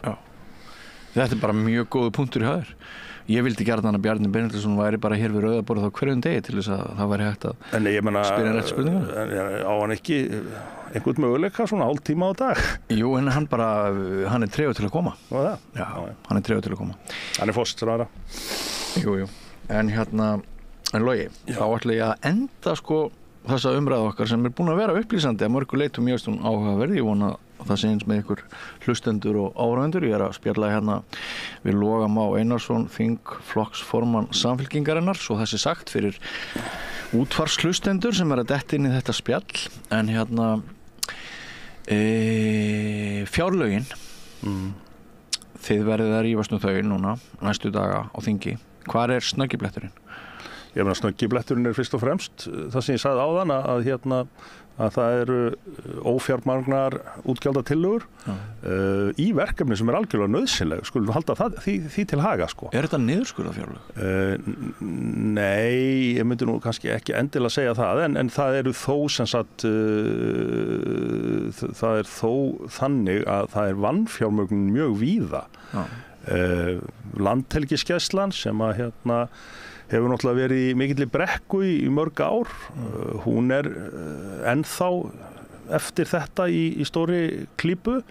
Ég hef nú ekki rýnt allar stofnanir, en ég hef til dæmis skoðað sjúkrahúsið á Akureyri sem mjög kært og leikur gríðarlega mikilvægt hlutverki í landi þar sem að byggðaþróun náttúrulega alveg galin. Mér sýnist að þau verði áfram í sama vanda og við sjáum fram á það að jafnvel fleiri sérgreinar séu hættu og fleiri og fleiri þurfu þá að leita sér lækninga til Reykjavíkur. Ég held á síðasta ári hafi 22.000 ferðir verið farnar á sjúkrahúsi í Reykjavík sem að hefði verið hægt auðveldlega helminga eða jafnvel meira en það ef að þú bara stæðir á bakvið fjármögnun stofnunarinnar. Þannig að ég held að mjög víða sé þetta svoleiðis. Ég meina þetta ekki beinn niðurskurður að því leyti til að það kannski verið að skuttla 100 eða 200 milljónum hingað og þangað en það ekki verið að setja nóg á mjög marga staði. Nei. Síðan ertu þetta með náttúrulega, þú veist, allar viljayfirlýsingarnar og loforðin þjóðarhallir og guð má vita hvað allt þetta heitir, skilur, á þess að nokkru manni hafi dottið í hug að þyrfti nokkuð tímann að borga fyrir þetta. Já. Þannig að það veikleiki fjárlagana. Já, sko... Það tekjuhliðin. Já, það líka margir telja sig sjá veikleika fjármálana birtast í því að það sé ekki verið að reyna að ná auknu fé inn í ríkiskassan með sköttum á þá sem sannarlega gætu borgað miklu hærri skatta. Eins og við töluðum áðan. Já, eins og við töluðum áðan en hérna, þú ert það ekki rétt munið hjá mér, ert ekki utanríkismálanefnd? Jú. Og hérna, hér við Rauðaborðið í gær í Sonum Egils þá var hérna fyrrverandi utanríkisráðherra og þinn fyrrverandi formaður, Ingibjörg Sólrún Gísladóttir, svo mikli skurungur. Það var rætt svona kvenfrelsis áhrif af hennar störfum en við rættum þeim líka varnarmál. Og mér langar aðeins að fá svona þína skoðun á því að því þú ert í utanríkismálanefnd sko, þau eru náttúrulega hækka ansi bratt framlög Íslendinga til varnarmála. Sumir vilja segja að þetta ekkert varnarmál, þetta bara hernaðarmál, þetta bara peningar að fara í að kaupa vopn sem drepa fólk. Og hvað ert þú stattur í þessu? Ég reikna með að þú sett að vísa til þingsályktunartillögu stuðning við Úkraínu. Hvað er þetta? 26 miljardar á 5-6 árum? Já, mögulega. Það náttúrulega verið að hluta til stærri upphæðin en nú að fara í mannúðarmál sem eiginlega flokkast. Stór hluta því sem þróunar samvinna. Og svo eru þarna peningar sem fara í varnarmál vissulega. Sko, við lifum ekkert í mjög friðsumum og góðum heimi núna, sko. Og við það náttúrulega sjáum daglega fréttir frá bæði Úkraínu, Miðausturlöndum og Afríku. Varðandi þennan stuðning við Úkraínu, þá finnst mér prinsippmál verið að ræða. Við erum að sjá ólöglega innrás annars ríki í sjálfstætt og fullvalda ríki og við erum að sjá gamaldags landvinningastríð sem að maður hélt reyndar að myndi heyra sögunni til og það eru fáir sem ætti að skilja betur hversu mikilvægt það að alþjóðalög, sjálfsákvörðunarréttur og landamæri þjóða séu virt en smáþjóð eins og Íslendingar. Og ég hef ekkert verið feimin verið að segja. Ég veit að það alveg skipta skoðanir á þessu, innan mín slokk líka. En ég hef ekkert verið feimin verið að segja að mér finnst fullt tilefni til þess að við leggjum á mörkum og við tökum þátt í samstarfi Atlantshafsbandalagsins þegar kemur að þessum hlutum. En hvað með hinn rökin að Íslendingar hafi notið þess í allt frá lýðveldisstofnun að vera kærulausi andarungin sem syndir á opnu úthafinu án ábyrgðar og hefur alltaf getað skreitt sig bara friðarbóðskap. Ef það hægt, ættu við ekki að reyna að halda áfram að vera svo þjóð? Þekkt vel verið að sé freistandi. Ég ætla hins vegar að fullyrða að ef að ríki eins og Ísland, og nú ekki bara að tala NATO, tala ýmislegt annað líka, við erum í margs konar þjóðlegu samstarfi, ef að við Íslendingar ætlum alltaf að þiggja af kökunni og aldrei að leggja neitt til hennar, þá endar það bara með því að samstarfsfélag okkar gefast upp á okkur. Og við erum auðvitað ekki í neinum verulegu mæli að greiða fyrir þáttök okkar í NATO til dæmis. Við höfum litið þannig á að staðsetning okkar á netinu, aðstæðan sem við getum látið á hendi rakna upp á Keflavíkurflugvelli og auðvitað þessi sérstæð okkar sem fámenn og herlaus þjóð, hún hafi svona gert það að verkum að það í rauninni framlag okkar. En svo höfum við náttúrulega einbeitt okkur mest að og við höfum gert alveg ótrúlega fína hluti í því að við höfum sinnt borgaralegri þjónustu, við höfum sinnt mannúðaraðstoð og það munum við gera aftur. Það verður okkar svona megin framlag til NATO og svona helsta framlag okkar til utanríkismála og alþjóðamála auðvitað jafnrétti, friður og sá boðskapur. En við erum að glíma við mjög sérstakar aðstæður og mér finnst í rauninni það ekki ofverkið okkar að taka þátt í þessum hætti sem við gerum, sem miklu minna í öllum samanburði heldur bara nágrannalöndin að gera. Mikið minna. En forsetinn okkar sem nú á Bessastöðum talaði gegn þessu í sumar og mér langar að spyrja þig á móti þegar þú segir annars myndu þessi ríki gefast upp á okkur. Voru einhverjar, hafa komið fram einhverjar vísbendingar Nei, ég segi svona en ég meina þú getur bara litið til bara svona minni eininga, samstarfs í skóla eða í vinnu eða annað slíkt að ef þú ætlar alltaf að vera sá sem að er á böglaberanum og stígur aldrei pedalinn það kemur að því að þú eru bara settur á honum og ég ekkert að segja það að við höfum nokkuð tíma að fengið neina slíkar hótanir eða vísbendingar eða annað, ég bara að segja við eigum auðvitað að vera nóg stolt til að rísa undir ábyrgð, við eigum að vera stolt og þjóðin hefur staðið með Úkrænumönnum í þessu stríði og við erum eftir sem áður miklir eftirbótar hinna ríkjana þegar kemur á framlögum, miklir eftirbótar og það getur þú séð til dæmis í skýrslu frá Kyiv Institute sem heldur utan öll þessi framlög. En þér náttúrulega líka kunnugt það að það eru til fræðimenn í stjórnsýslurétti, alþjóðastjórnmálafræðingar sem segja að þetta geti líka gert okkur að skotmörkum. Já, algjörlega og ég ger engan ágreining að fólk takist á þetta og ég held að það sé miklu heilbrigðara og ég held kannski að við Íslendingar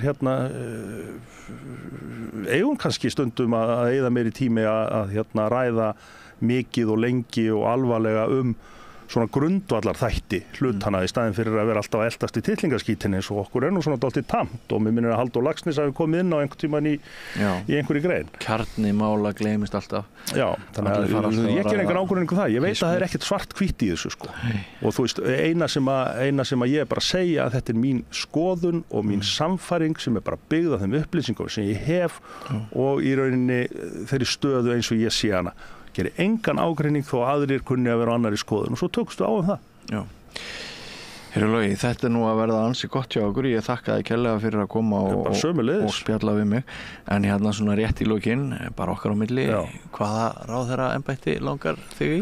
Veistu það, ég hef aldrei stýrst af einhverjum markmiðum einhver embætti eða einhverja vinnu og ég hef gaman að þessu eins og þetta er. Ég ætla mér áfram að vera í pólitík eftir þetta kjörtímabil. Svo það bara komið í ljós hvar nákvæmlega þessi tindá hentar best á vellinu. Já, þú væntanlega býður fram í þínu kjördæmi. Já, ég gera það. Hvernig hafið þið tekið ákvörðun það hvort það verður bara allstaðar uppstilling eða? Nei, ég veit ekkert hvernig það verður og formaðurinn hefur talað mögulega leiðtogaprófkjör og svo uppstillingu. Það er flókið í þessum landsbyggðarkjördæmum að vera bara með allsherjar prófkjör vegna þess að þú vilt ekki að 5 efstu raðist annarkvort á Eyjafjarðarsvæðið eða Austurlandi. Sem sagt leiðtogaprófkjör, þannig að við fáum að vita að það verði kosið hver leiðir í hverju kjördæmi, en hitt verði handrað. Það er svona það sem hún hefur talað en svo auðvitað með þeim fyrirvara að hvert og eitt kjördæmaráð ræður hvernig þau gera þetta. Og sem frambjóðandi síðustu þrennum kosningum þá ætla ég nú bara sína þá skynsemi að vera ekki að blanda mér inn í það hvernig félaga mínir fyrir norðaustan vilja að ég berjist fyrir sæti mínu, þannig að ég mun ekki skipta mér af því. Nei. Þú ert listræn einstaklingur, arkitekt stundum. Já. Og fær ekki menningamálin ágætlega við þig? Ég meina, ef þú heldur áfram svona, þá hef ég mikinn áhuga á menningu, jú, en ég hef áhuga svo mörgu í lífinu og þar sem ég gerir gagn, þar sætti ég mig að vera. Ég vona að ég megi upplýsa það þótt þessi persónulegt að bæði börnin eru verðandi listamenn, er það ekki rétt? Já, ég veit það nú ekki. Sonur minn er náttúrulega nýútskrifaður. Myndlistarmaður. Dóttir minn er nú eitthvað svona meira tvístíðandi hvað hún ætlar að gera. En hún er tónlistar. Já, hún hefur gaman af músík, en ég er ekkert viss hún ætli áfram í það. Ég held hún fari jafnvel bara í eitthvað annað. Já, einmitt. En við höfum gaman af menningu og listum á heimilinu. Já. Sagt það þannig. Og kona einn sem er héraðsdómslögmaður, hún er náttúrulega líka... Hún er héraðsdómari. Já, fyrirgefðu, ég meina það, héraðsdómari ætlaði ég að segja. Hún er náttúrulega flautuleikari og hefur sungið í besta kór Norrlendinga, er það ekki himnóti? Jú, hún er sungið í himnóti, jú. Já. Það er góður kór, ég veit ekki hvort hann er bestur, hann er góður. Er hann ekki bestur í hópi norrlenskra kóra? Ég ætla ekki að... Rjóminn þarna fyrir norðan? Jú, mér finnst það, en kannski líka bara því ég er skotin í henni, sko. En Logi, kæra þakkir fyrir komuna. Sömuleiðis. Og frá stjórnmálunum víkjum við yfir í aðra sálma. Samstöðin er í eigu hlustenda, áhorfenda og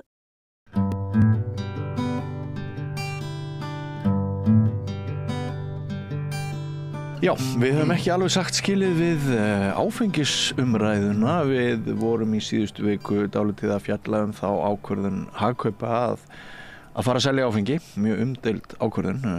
Manni skilst að sumir viðskiptavinir búðarinnar séu hættir viðskiptum, en öðrum finnst þetta hið besta mál.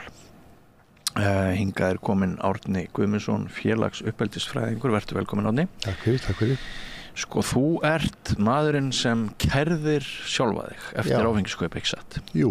Geturðu aðeins svona bara rifja þá sögu upp fyrir áhorfendum og hlustendum hvenær þetta var og hvers vegna þú gerðir þetta? Sko, það er þannig, sko, ég er líka formaður foreldrasamtaka gegn áfengisauglýsingum og það eru samtök sem við stofnum fólk úr æskulýðsbransunum, sáu það var verið að sko auglýsa áfengi sem er ólöglegt og annað slíkt, þannig við fórum inn í það allt saman og þetta var svona undir og ofan að sig og svo er þetta auðvitað búið að vera dálítið barátta en þannig var að það var búið að kæra þetta sölu fyrirkomulag, þessar erlendu netsölu innan gæsalappa og það skeði ekki neitt, það bara var eins og væri bara eitthvað tómurum og reyndar var forsagan sú að það er sem sagt ÁTVR kærir netsölu sem er síðan vísa frá að því að ÁTVR var ekki aðili máls.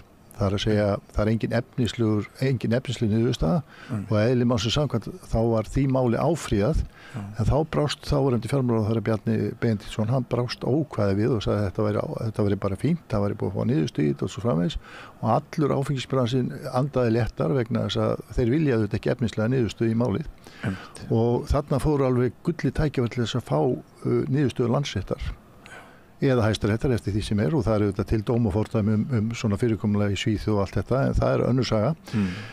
Það skeður eiginlega ekki neitt og þá fórum við að hugsa sko hvernig er hægt að hreyfa við þessu málum og það endaði með því að ég ákveð að eiga ólögleg viðskipti vitandi vits og ég versla bara við tvær erlendra netsölur innan gæsalappa og ég passaði mig á því í báðum tilfellum keypti ég íslenskt áfengi. Þannig að það þurfti þá að flytja áfengi út fyrst með öllum tollapappirum til að flytja það inn til að ég geti þá keypt all enga afnota. Auðvitað lá alltaf ljóst að langbesta leiðin í þessum viðskiptum var auðvitað að labba 300 metra í næstu áfengisverslun og kaupa tiltekið áfengi þar. En allavega ég ger þetta allt saman, kaupið þetta og hérna panta og það var dálítið athyglisvert vegna að ég kaupi áfengi frá Akureyri og það tók sko að afgreiða frá Akureyri, komaði til Frakklands í höfuðstöðvar fyrirtækisins, erlendu netsölunar og aftur hingað heim og græja tollapappíra. Það tók 35 mínútur og þá fór ég að hugsa sko þetta náttúrulega heimsmet, alls konar heimsmet, en eitt Nóbelsverðlauna hæft, það sem sé hraði í flutningum sem þessi fyrirtæki virðast búa yfir. Það að segja geta komið vöru á svona tæplega 10.000 km hraða. Sem einstakt og mjög að þeir sem í svona viðskiptum ættu að deila þessari stórkostlegu vísindaniðurstöðu með okkur hinum. Ég vinn sjálfur í háskólaumhverfinu og ég veit að svona uppgötvun hún væri happafengur í öllum vísindagreinum. En öllu því sleftu þá passaði mig því öllum þessi ferli þá ég með alla pappira. Ég sem sagt með nótur, ég með áfengið, þetta allt saman skjalfest hjá mér og ég fer bara rakleiðis upp á lögreglustöð með áfengið sem þeir haldleggja og ég þar með bréf sem ég játa á mig þessi lögbrot, augljósu lögbrot og það allt tilbúið. Hvað langt síðan? Þetta er orðið ár, þetta desember í fyrra, það að vera komið ár. Og ég heyri hvorki, ég svona stundum sendt post til lögreglunnar og spurt frétta mínum málum. En það bara, ég fæ ekki eins og svör, þannig að nú ég hugsa að fá vin mér lögfræðing til þess að athuga hvort hann ekki til að eiga samskipti þá fyrir í mína hönd vegna þess að mér finnst óþægilegt sem svona löghlýðin borgar öll í öfnu að vera með einhver óuppgerða sakir í kerfinu. Svo höfum maður þetta velt fyrir sig þetta komið langt út fyrir það sem maður myndi kalla verkkvíða. Það að segja ég legg algjörlega gögnin í höndum á lögreglunni, það alveg skýl og sjátning, það öll sönnugögn, það haldlægur ólöglegur varningur. Þetta allt saman á borðinu og þá fer maður að velta fyrir sig hvaða tregða þá í kerfinu, hvaða tregða á bakvið þetta. Já, engin rannsóknarvilji. Nei. Og kann að vera að einhverjar pólitískar ástæður séu á bakvið það?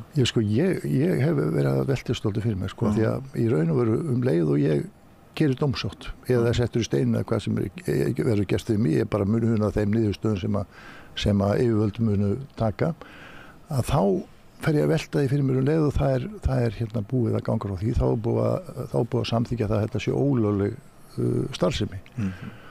Og þá verður maður líka velta fyrir sig með kerfi, hvaða brjálagslega tregða í þessu kerfi. Að hugsa þetta augljósa mál með kæruna sem ÁTVR núna loksins komin í ákæruferli að þetta ekki 4 ár, 12-1300 daga. Mér finnst þetta alveg einstaklega sérstakt. Síðan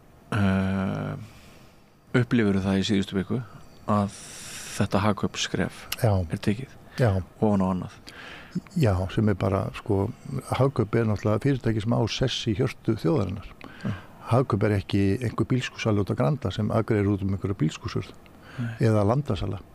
Þess vegna finnst mér alveg óbóðslega skrítið að hagkaup sem lífeyrissjóðir og við eigum, ég og þú eigum þetta fyrirtæki, að þeir skuli ganga fram fyrir skjöldu, hefja áfengissölu í hverfi sem til dæmis það mikil unglingasöfnun í Skeifunni, talandi ástandi unglingamnum. Þá verður maður að velta fyrir sig hvaða tegunda rugli þetta eiginlega hjá þessu fyrirtæki. Hvar eru einhverjar siðlega forsendur til dæmis virðinga hvert lögum. Forstjóri Hagkaupa, hann sagði bara einhverju viðtali að hann nennir ekkert að bíða eftir að lögin breytast. Og þá fer ég velta að byggja samfélag upp á því að mér finnist eitthvað og þá sé það bara og þá veit ég ekki hvort við getum kallað þetta einhvers konar dólgakapitalismi eða eitthvað en við getum auðvitað ekki byggt samfélag á þessu. Það bara ekki hægt og ef við ætlum að byggja alla samfélagsgerðin á því að mann fari bara sinni fram þá verður þetta samfélag sem enginn vill lifi.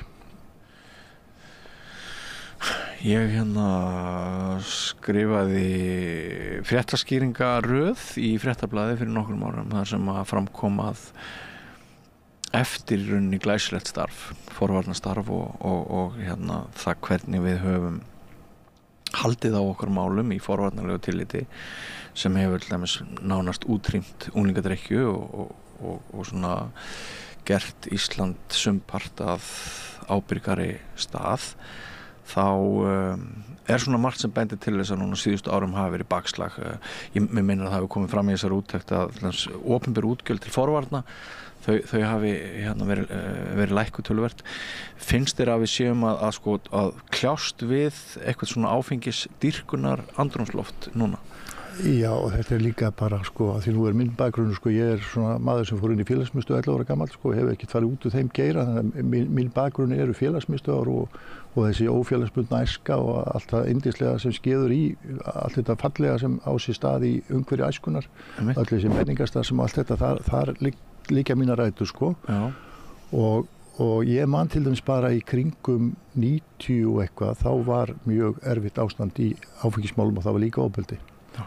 Og þá tóku sér bara allir saman og það var farið í gang með alls konar hluti sem var ekki kannski bein herferð, heldur að breyta bara dálítið, sko, þetta var ekki eins og fólk sem fyrir megrun alltaf að missa 5 kíló á 2 vikum, heldur var þetta svona, við þurfum að breyta þessar hugsun, við þurfum að hugsa þetta og foreldrasamstarf, íþróttirnar og allt þetta félagsmiðstöðvarnar og það verður til þetta íslenska módel sem hefur virkað. Já.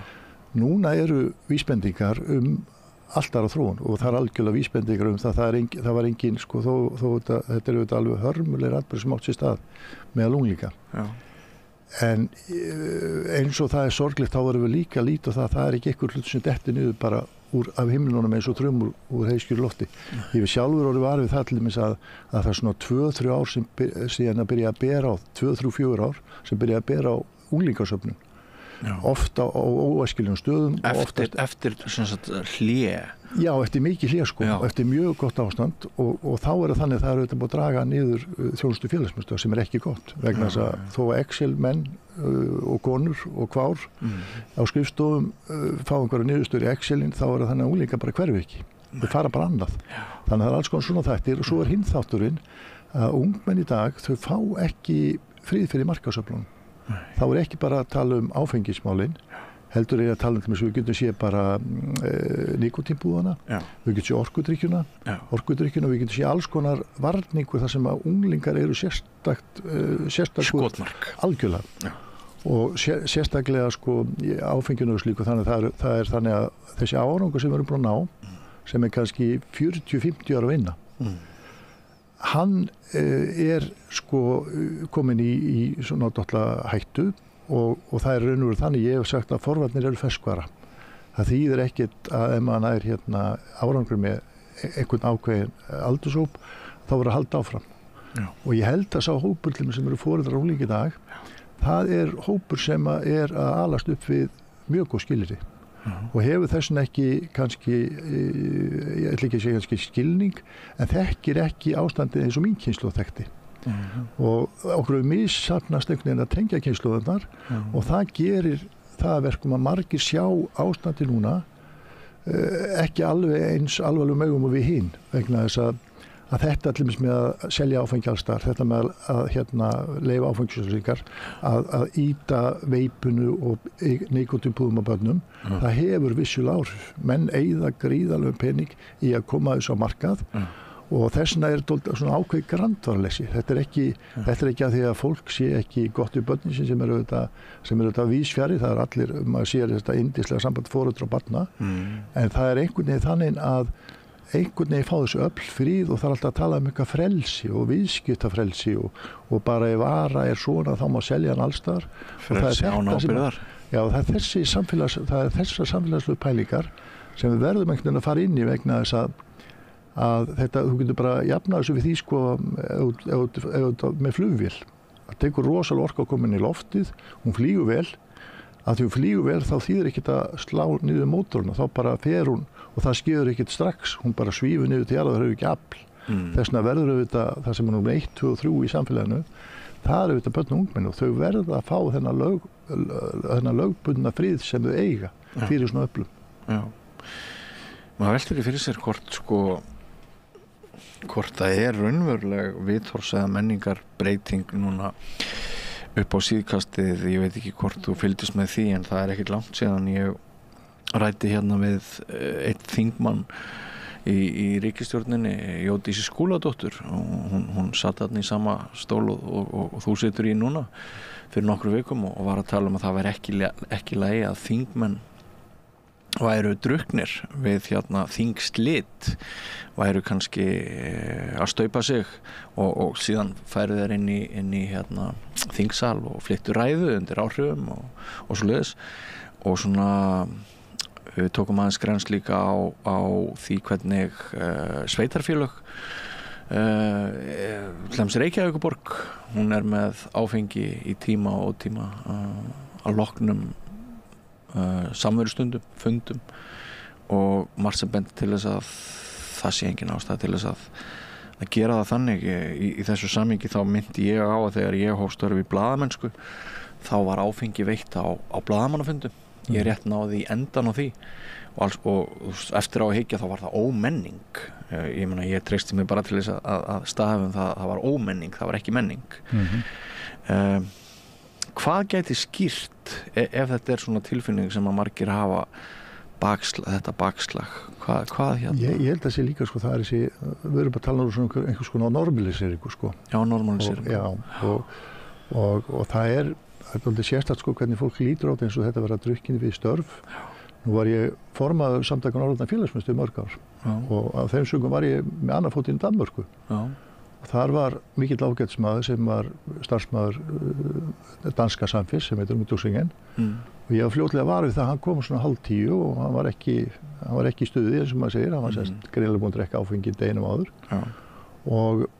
og þetta alltaf sama munstri, sko, hann kom hann í vinnuna og svo hvarf hann í hádeginu og kom líðið glatt tilbaka og það var greinilega búinn að fá sér hressingu í einhverju bjór og eitthvað svona og svo fór hann bara úr vinnunni og hérna, hann fyrir bara vinninu og þetta var svona munstur dag eftir dag og ég hafði aldrei séð hann öðruvísi, þetta var mikill ágætismaður og ég kem með þá hugmynd þarna þetta hvort var ekki sniðugt að bjóða hann að fara í meðferð og þeim leist nú ekki mikið á það, það komið 15-20 ár síðan þetta var þeir sögðu þetta einn allra besti bókar sem nokkurn haft þá voru menn að taka þetta sko, það áfengi voru svo normalisera, það svo mikið hluta lífinu svo framalega sem þú getur skrönglegst í vinnunum þá var þetta leið og þá fyrir maður að velta með þingmenn að þið getur þokkalega skamlust haldið flokkslínu og hvað þið þurfa að gera og séu drukknir þá voru komin í dálítið ástand og þetta orðið þar sem maður verið var við núna það ákveðin normalisering af áfengi við getum tekið til mis úrslitakeppni innan körfubolta í fyrra sem dæmi, við getum fullt af íþróttafélögum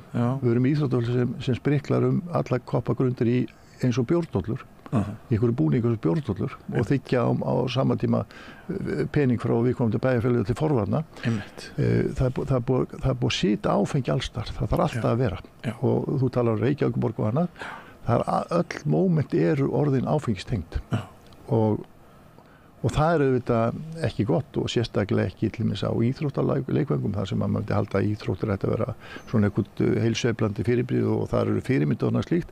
Við getum ekki verið að búa til einhverja umgjörð íþróttarhreyfinguna sem einhverjir miðaldra kallar og konur og kvár sem eru þá að södra bjór allan tíman. Það alls konar svona sem það alltaf verið að sýta inn, þetta svipað sem reykingar í bíómyndu, það eru meira heldur en raunverulegar. Það alltaf verið að búa til að þetta eigi að vera bara, þetta bara á að vera hluti af öllu. Og það eru þetta dýfstu óskir þeirra sem eru að selja áfengi að svo sé.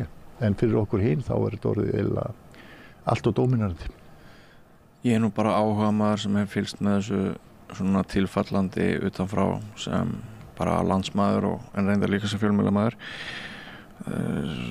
tíðaranda þessari þróun en sko í mínum huga þá er ég svona að skrolla aftur í minninu þá man ég til dæmis eftir færslu frá Áslaugu Örnu Sigurbjörnsdóttur sem nú er ráðherra sko þar sem hún sprengir internetið fyrir, ég veit ekki hvað ég á að segja 10-12 árum, þá langar hana sem sagt færslan er einhvern veginn svo að hana langar í hvítvín með humörnum sínum og það er sunnudagur og hún er mjög óhress að geta ekki keypt áfengi geta ekki keypt hvítvínið með humörnum sínum bara hvaða réttlæti sé í því og upp úr þessu fara sendingar með áfengi frá útlöndum ef við mann þetta rétt. Ég sko það má, sko, við getum pattað, ég þekki fólk sem hefur ákveðna hugmyndur eitthvað, þá getur þú flutt inn til eigin neyslu, það er ekki bannað. Akkurat. En þegar þú situr í eina hrúgu í búð og selur í smásölu, þá er þetta bannað. Já, en sem sagt sko, eins og ég man þetta þá fer þetta svona að verða þarna er einhver svona vendipunktur Já, sko, þetta verður svona pólitískt stef, leiðarstef fólks að þetta sé bara nauðsyn. Það ríkir engin neyðarsala í áfengisölu í Íslandi, þvert á móti. Við erum með módel sem að margir líti upp til. Já. Bara örugt og fínt þjónust og hvað menn vilja hafa allt þetta. Þannig það er ekki neyðarsala. Það sem skeður til dæmis í þessu að þegar maður segir maður vantar að kaupa hvítin sem reyndar hægt að kaupa í næstu búð ef við erum að tala um hagkaup þá er þetta næstu búð sko, einhvern 5 skref í mörgum tilfellum en þá er það þannig sko það verður að normalisera að þetta sé bara hvítin og humar. Málið er það að Íslendingar almennt eru ekki með rauðvín með kjötbollum og maukdum og þó það væri svoleiðis þá er heldur ekkert vandamál að nálgast þetta rauðvín með kjötbollum ef við öllum af og þetta er dálítið dæmi um það sko að það sé orðið sjálfsagt að hafa áfengi við allar hugsanlegar og það þurfa alltaf að vera áfengi og annað slíkt. Það kom upp til dæmis í ég man eftir hjá okkur að því ég er vinna fyrir foreldrasamtök gegn áfengissönsugum. Það kom einhverja svona fæslur í upphafi COVID faraldursins að þá fannst einhverju ungu fólki sem var þessarar hugsunar að nú væri nú rosalega gott eða væri hægt að kaupa áfengi gegnum netið. Af því að það var eiginlega sko mjög framalega í tilveru þess fólks að nálgast áfengi fremur en mitt inn í þessari krísu samfélagsins sem COVID vissulega var. Þannig að þetta er svo rosalega sérstakt. Hvað leiddi til þess að þú ákast að beita þér í þessum málum? Hefur þú aldrei drukkið áfengi? Jú, ég myndi segja að ég var hófsamur sko. Það eru margir þegar maður þarf ekki að fóbrjóta sig til þess að tala á móti fóbrjótum eða vera fyrirbyggjandi. Ég held bara að það er þannig að ég er semst félagsuppdragsfræðingur og í þeirri hugsun þar liggur það að til dæmis gefa alls konar málefnum rödd sem ekki hafa sterkar rödd í samfélaginu. Og þar fer maður auðvitað inn í unglingana og börnin og þar sér maður alls konar hluti og það liggur einhvern veginn hlutarnir eðli í gegnum ári. Nú er ég náttúrulega ekki unglamb lengur þó ferskur sé flestu leyti að þá liggur einhvern veginn í því það koma upp svona málefni í samfélaginu. Félagsmiðstöðvarnar þær eru dálítið eins og undarfari í samfélaginu. Við vorum að tala hérna áðan með unglingasöfnunina.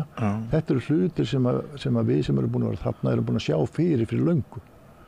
Og þessna eru við dálítið svona að hrópa að það þarf að gera eitthvað annað slíkt og það er alls konar svona mál sem komu upp sem þarf að gefa rödd.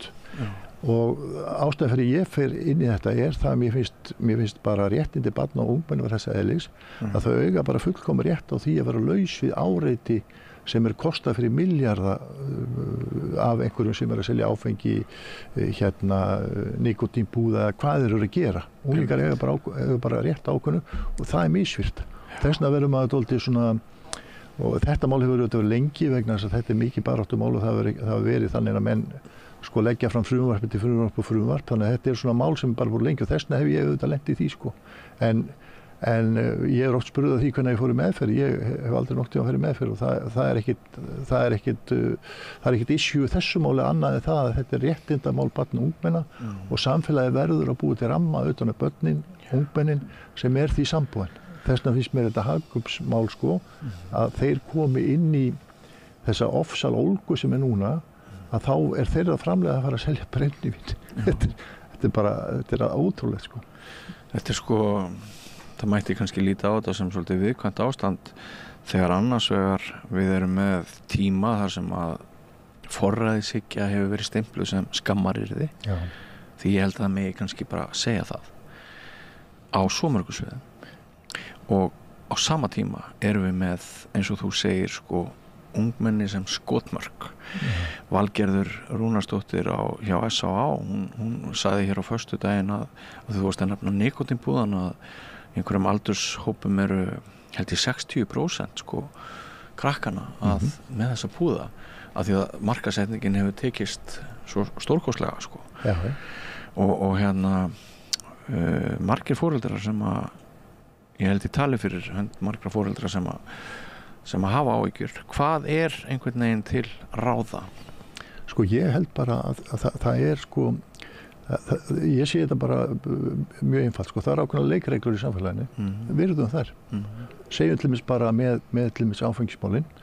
Ef menn eru ofsalega ósáttu við fyrirkomulag sem svona þokkalega sáttum þá förum við bara þessar pólitísku leið, þá fara menn í einhverja stjórnmálaflokk og vinnir þetta þar og svo tekur Alþingi máli fyrir og þá fer þetta einhvern og svo bara þá vinnum við eftir því. Það er sama með eins og með nikótínpúðana, að þar er það ofboðslega hörð markaðssetning og þetta er nánast auglýst eins og hollustuvara þegar við erum að taka eins og það að við sem höfum reykt einhvern tímann sko, að einn pakki sígarettum þótti dálítið mikið.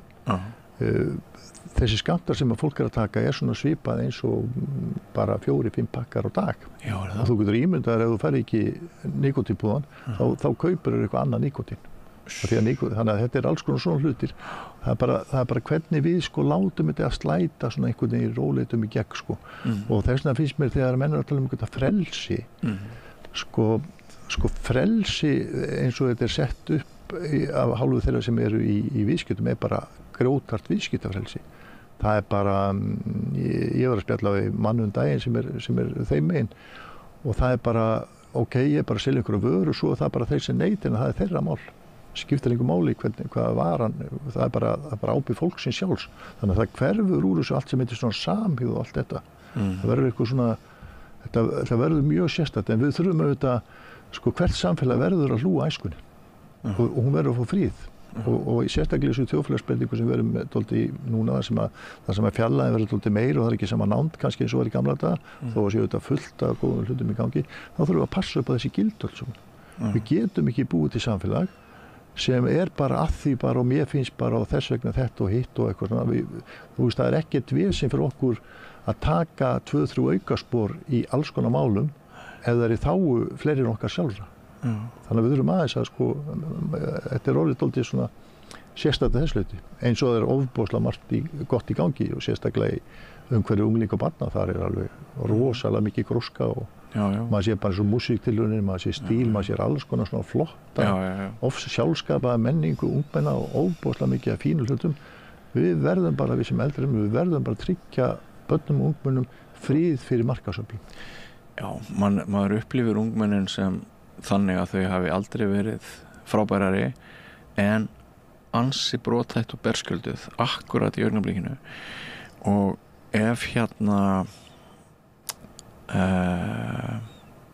ef skortur á nánd sem þú nefnir veldur tengslarofi þá verðum við kannski öll pínulítið útsettari fyrir vímugjöfum, ekki satt? Já, það kemur sko, Viðar Halldórsson félagi minn og vinur, hann er að tala um félagslega töfra sem er náttúrulega algjör snild, hann er auðvitað búinn að segja okkur það sem að mörg okkar hafa séð, að það er alls konar samfélagstækni sem er að gera það verkum að fólk verður meira svona eitt og sér.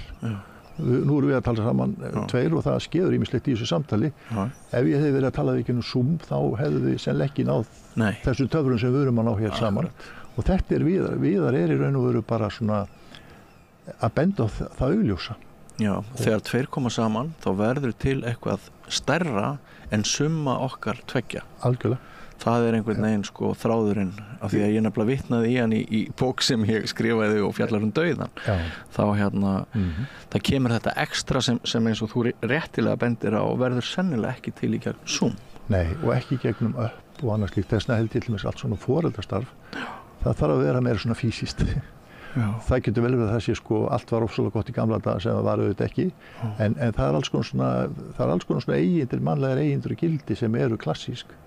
Og ef þetta verður orðið eins og maður heyrði til dæmis einhver hagræðingu þarna þeir sem eru að svara í síma fyrir fyrirtæki þeir höfðu alltaf svona moment til að fá sér kaffibolla og svona spjalla við næsta nú er það þannig að þú ert alltaf lendur til það býð og það er til þess að sá sem er að vinna sé að vinna alla vinnuna alla tíma sem hann er í vinnunni það er búið að reikna út þessi mjög hagkvæmt að hann svari bara svari sko og það er alls konar svona gildi og þá fer maður að hugsa sko ef það er orðið þannig að það sé líka rof milli kynslóða og kannski foreldrar hafa ekki jafn mikið tíma til að vera með börnum og var oft hefur það nú þetta verið lítill tími en það er allt þetta og þess vegna held ég að leið og kemur einhver svona losara bragð á þetta þá er pláss fyrir alls konar öfl þegar unglingar safna saman í hóp einhvers staðar í einhverju svæði sem er einhverju skúmaskotum þá koma landasalar, þá koma hinir og þessir þannig að ef við erum ekki þarna inni þá erum við að búa til forsendu fyrir svona einhvers konar ástandi sem er ekki gott skilur Og það liggur alveg fyrir að ef ungmenni safna saman eftirlitslaust þá ástæða til að hafa áhyggjur. Hallærisplanið, til dæmis að því nú erum við svona búin að fara nokkrar umferðir í tilverunni sko. Hallærisplanið kom þannig út, hafa þannig unglingar söfnuðu saman að hallærisplanið alveg bara mjög mikið og voru skammaði fyrir að láta illa. Hallærisplanið snýrast það að unglingaskemmtistöðinu Tónabæ var lokað.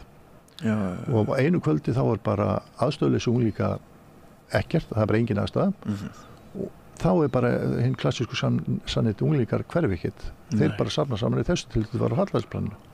Það verið miklu hagkvæmara og svo tóku við þetta tíma að vinda ofan af því sem tókst. En það hefði verið miklu hagkvæmara að búa til aðstöðu fyrir unglinga. Þess vegna segi ég til eins og starf félagsmiðstöðva.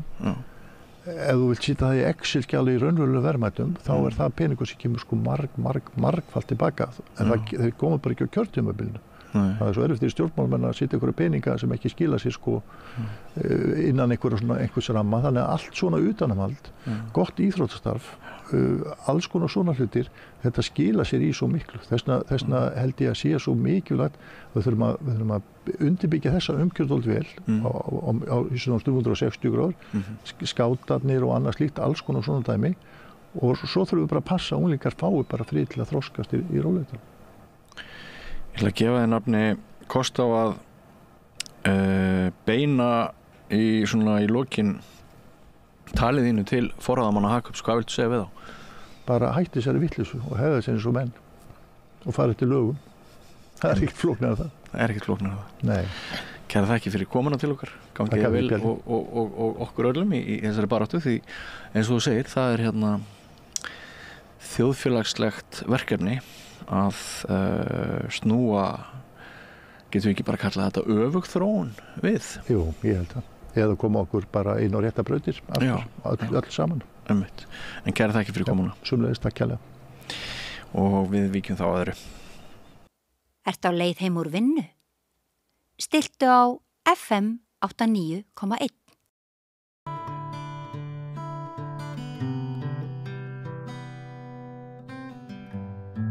Það að koma út þýðing á bók eftir Andrew Walden sem er fyrsta bókhöfundar en hefur verið svona undanfarið ár mikið fjölluð slegið í gegn eins og sagt í Svíþjóð og hún strax komin hingað á vegum Benedikt Forlags og það Þórdís Gísladóttir sem að þýðir og hún hér. Bókin heitir Þessi djöfulsins karlar sem nú kröftugur titill. Og þetta þá svona, þetta kynjabók vandræði kynjana á okkar tímum? Nei, sko ég held það hljómar of mikið svona eins og eitthvað sænskt. Þetta skáldsaga? Hann segir þetta sé skáldsaga en fer ekkert í gráðgötu með að þetta saga hans. Hann aðalpersonan heitir Andreu og systkini hans held ég heitir bara sínum eigin nöfnum og mammans og pappans. En hann breytir eða hann kallar þessa pappa sem hann átti bara á hverjum titlum sem hann býr til. Það sem sagt bara einn heitir jurtagaldrameistarinn, einn heitir presturinn, það morðinginn, eitthvað svoleiðis.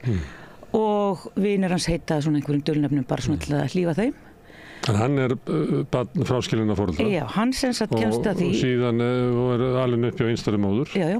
Og inn í hennar líf koma þessir alls konar 7 karlar á 7 árum og sagan hefst á því að hún að leita að ástinni en finnur hún ekki? Eða leita að skjóli og öryggi? Já, og hún líka bjargamönnum.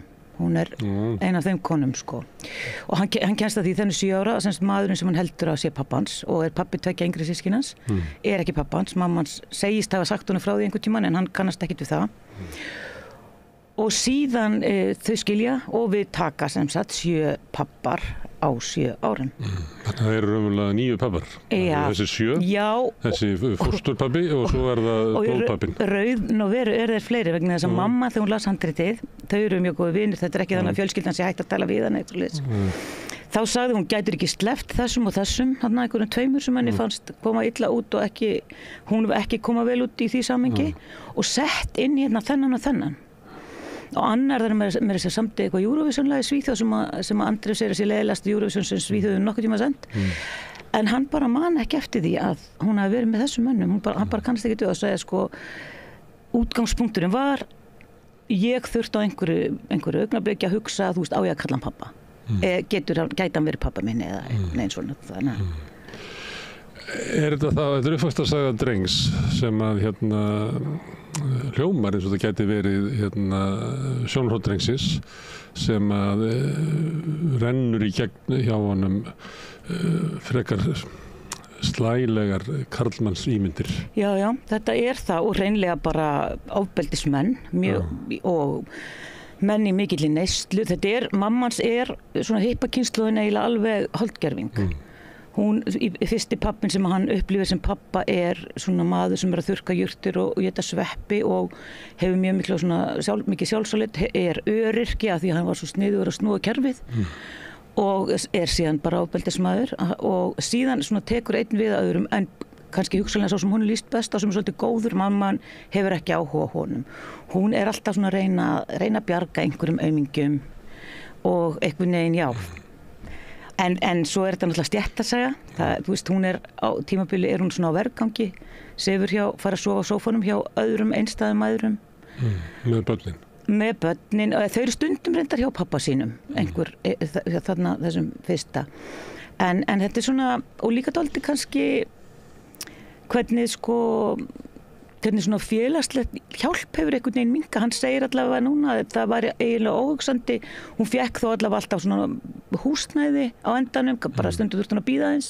Það var eitthvað félagslegt húsnæði, barnabæturnar og vinna við skúringar eða á skyndibitastað allavega svona sá fyrir þeim. Þau liði ekki beinlínu skort. Þau geti ekki lifað af í dag? Held ekki.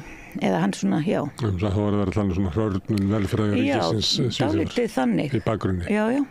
Og það stéttartónn í þessu. Já, mikill. Reyndar, hann gerir sér náttúrulega enga grein fyrir því sem strákur. Hann býr hérna í Norrköping og þar í kring, það sem það engin yfirstétt í hans lífi eða eitthvað svona, hann bara segir í viðtölum svona eftir á, hann náttúrulega, nú sem að lesa það í gegn þarna að hann komst til dæmis ekki að því fyrir hann var kannski komin í menntaskóla eða háskóla, hann reyndir ekki langskóla gengin, einhvern framhaldsskóla, að fólk tengdi blankheit við fátækt. Hann sem sagt, þú veist, hann vissi ekki það væri fátækt, hann sagði við vorum bara fátæk, en þú veist, það reddaðist, svo var einhver bara sem að sagðist vera fátæk. Það meina við vorum bara blönk? Já, þau voru fátæk og hann, þú veist, þekkti fátækt fólk, en hann skilgreindi sig ekki þannig? Hann skilgreindi sig hann bara áttaði sig ekki á því að fólk sagðist vera fátækt þegar bara námslánu voru ekki komin eða eitthvað svoleiðis, eða þú gast alveg selt hlutabréfið þín, eitthvað svona. Þetta oft mikið erfiðleikar í umræðinni þar sem fólk að tala kannski að það er blankt á námsárunum og líka í saman við þá sem eru í fátækt. Svona, já. En þessi viðtal við konu sem að sagði þá voru orðið 50 þegar hún fattaði að hún væri fátækt, Já, skilgreindi sig einmitt.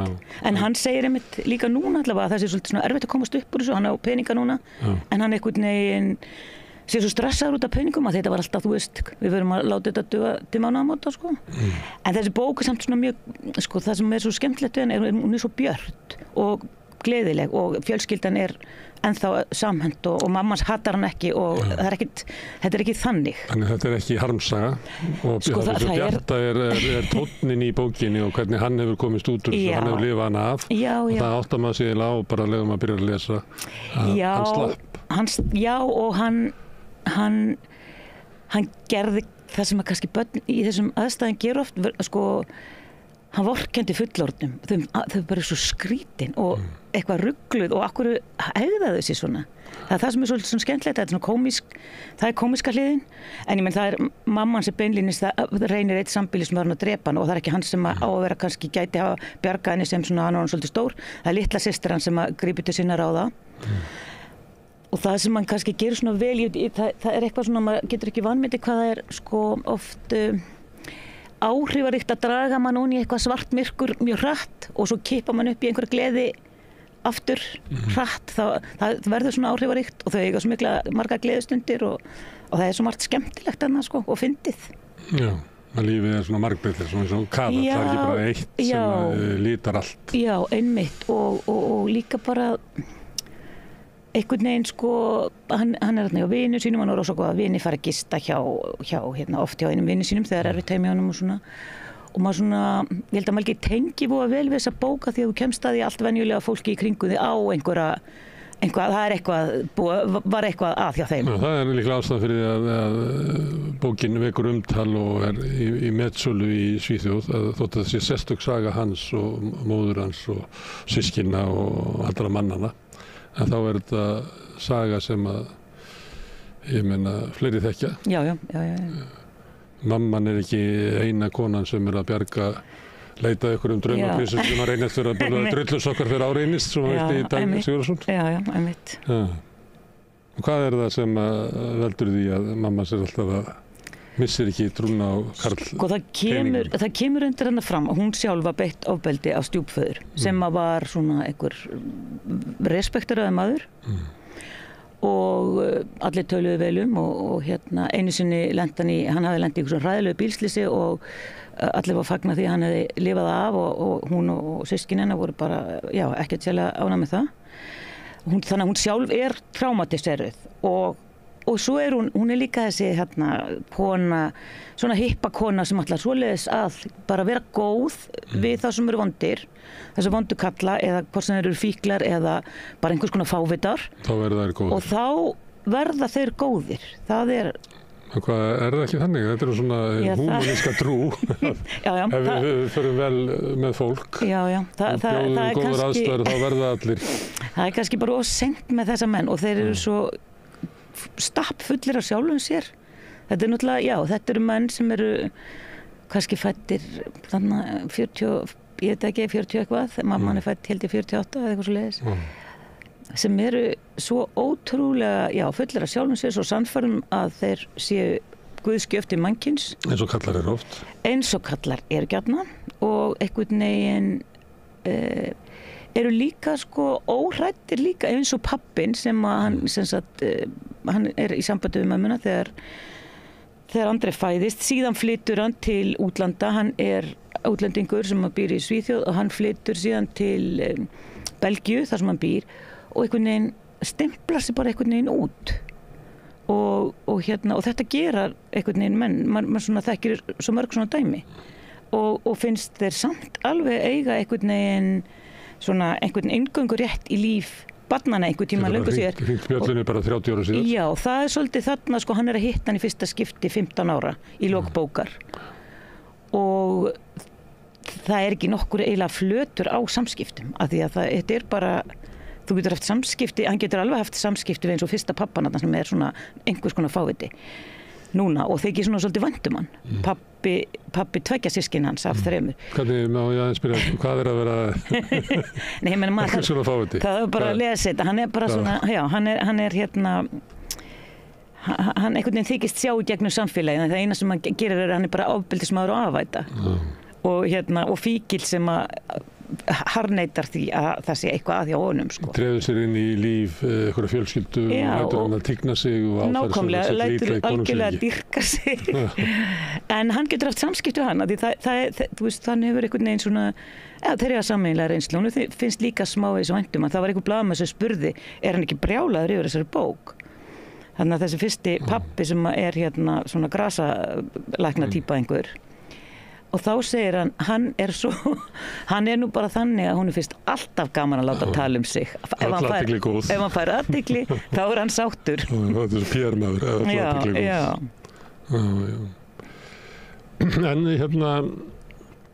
En heldur að segja algengt hjá konum að þær séu að því að þetta hljóma svona eins og að maður gæti fyrst, þú segir þetta að hún var að leita ástinni en svo þegar þú talar meira um þetta þá er þetta einhver mískilningur hvað er ást að ætla að taka og reisa menn við sem er náttúrulega harmleikur fyrir hana en sumuleyti líka ekki gott fyrir mennina að fá svona konu þetta er sísta sem að þeir þurfa á að halda í svona kona í sínu lífi sko einhverjir þeirra beinlínis eru bara ganga á lagið en einhverjir kannski ímynda sér að þeir geti einhvern veginn svona einn er að greinlega ætla að reyna að bjarga henni sem hún finnst hann sér að hún er á vondum stað en hún vill hann ekki sko það er svona Sem að Andrew og þú haldir svolítið með honum. En hann svo ósjarmerandi líka, þannig að maður skilur alveg að heroinistinn kannski var svona skemmtilegri, og það einn sem heitir Listamaðurinn sem er eitthvað svona algjörlega gagnslaus og sjálfhverfur listamaður, en hann er allavega skemmtilegur eins og hann lýsir honum. Það var gaman að vera með honum, en ekki hafa hann sem stjúpföður. En ef að hún hefur orðið fyrir áfalli og kemur svona inn í lífið, og horfir á hlutur sitt gagvart köllum og hlutur ástarinnar síðan lækna menn. Hvað er það þá sem að veldur því að þessi kallar eru svona gallaðir? Er það bara, kallkynið bara svona gallaðir? Já, það er náttúrulega... Er þetta gallaðir? Þetta eru gallaðir menn og fórnarlömb feðraveldisins og allt þetta, það er svona, já. En það er kannski... Sko það er eiginlega engin greining á þeirra fortíð í þessari bók, þannig að... En þú þegar þú lesa, þá hugsar, og ég tanna ekki þetta að þýða, þá lítur að hugsa það. Já.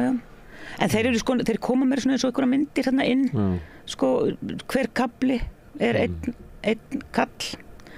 Þannig að en svo er náttúrulega þetta með hvernig kallmenn, það kemur í ljós til dæmis, sko, hvernig þau komast alltaf upp með þetta ofbeldi, það er mamman þarf alltaf að flytja og mamman biður börnin afsökunar á því hún hefur verið lamin. Og hún flýr til vinkonu sinna sem er þarna kölluð litla skýið, af því hún er alltaf í reykskýi undir eldhúsviftunni, og hún á í forræðisdeilu við barnsföður sinn og hann er sonur fyrrverandi forsætisráðherra. Og þar kemur svona í ljós hvernig hann hefur alltaf töglinu haldirnar í þessari forræðisdeilu vegna þess að hann er með eitthvað á bakvið sig, hann kann að tala við lögfræðinga sem hún kann ekki, hann kann að hafa samskipti við opinber yfirvöld, eitthvað svona. Þetta er hans heimur. Þetta er svona heimurinn hans og hún er bara þarna reykjandi og segir einmitt þessi djöfusins kallar. Það er svona... Sem að ráður svo stóldir, sjálfum sér og öllum til óþurftar. En Andrew Holden, þetta er fyrsta bókin hans, en hann er ekkert ungur. Hann er bara á bestaldri, hann er hátt í 50. 50, hann er 48 í dag, þannig að hann er verið að skrifa þetta 45 ára eða eitthvað lýs. Já, hann er menntaður blaðamaður, byrjaði sem próforkalesari, sagðan sko að því að þá var hann með konunum, hann segist að betra með umgangast konur, síðan var hann smá sem hann pislahundur og ritstjóri og skrifaði pisla í Dagens Nyheter. Hann var líka hljómsveit á tímabili hér þá Andref held ég Bergström, hann hefur líka sagt frá því að hann hafði mörg ættanöfn. Hann hét alltaf, fyrst hét hann Del Hey, hann segir frá því, það er eitthvað franskt ættanöfn sem pappans hafði. Og síðan skipta hann alltaf sko, þau skiptum eftir því sem komu nýju pappar. Þannig hún bara var að giftast þessum mönnum? Ég veit ekki hvort það var endilega þannig, sko. Ég held bara þau tóku einhvern veginn.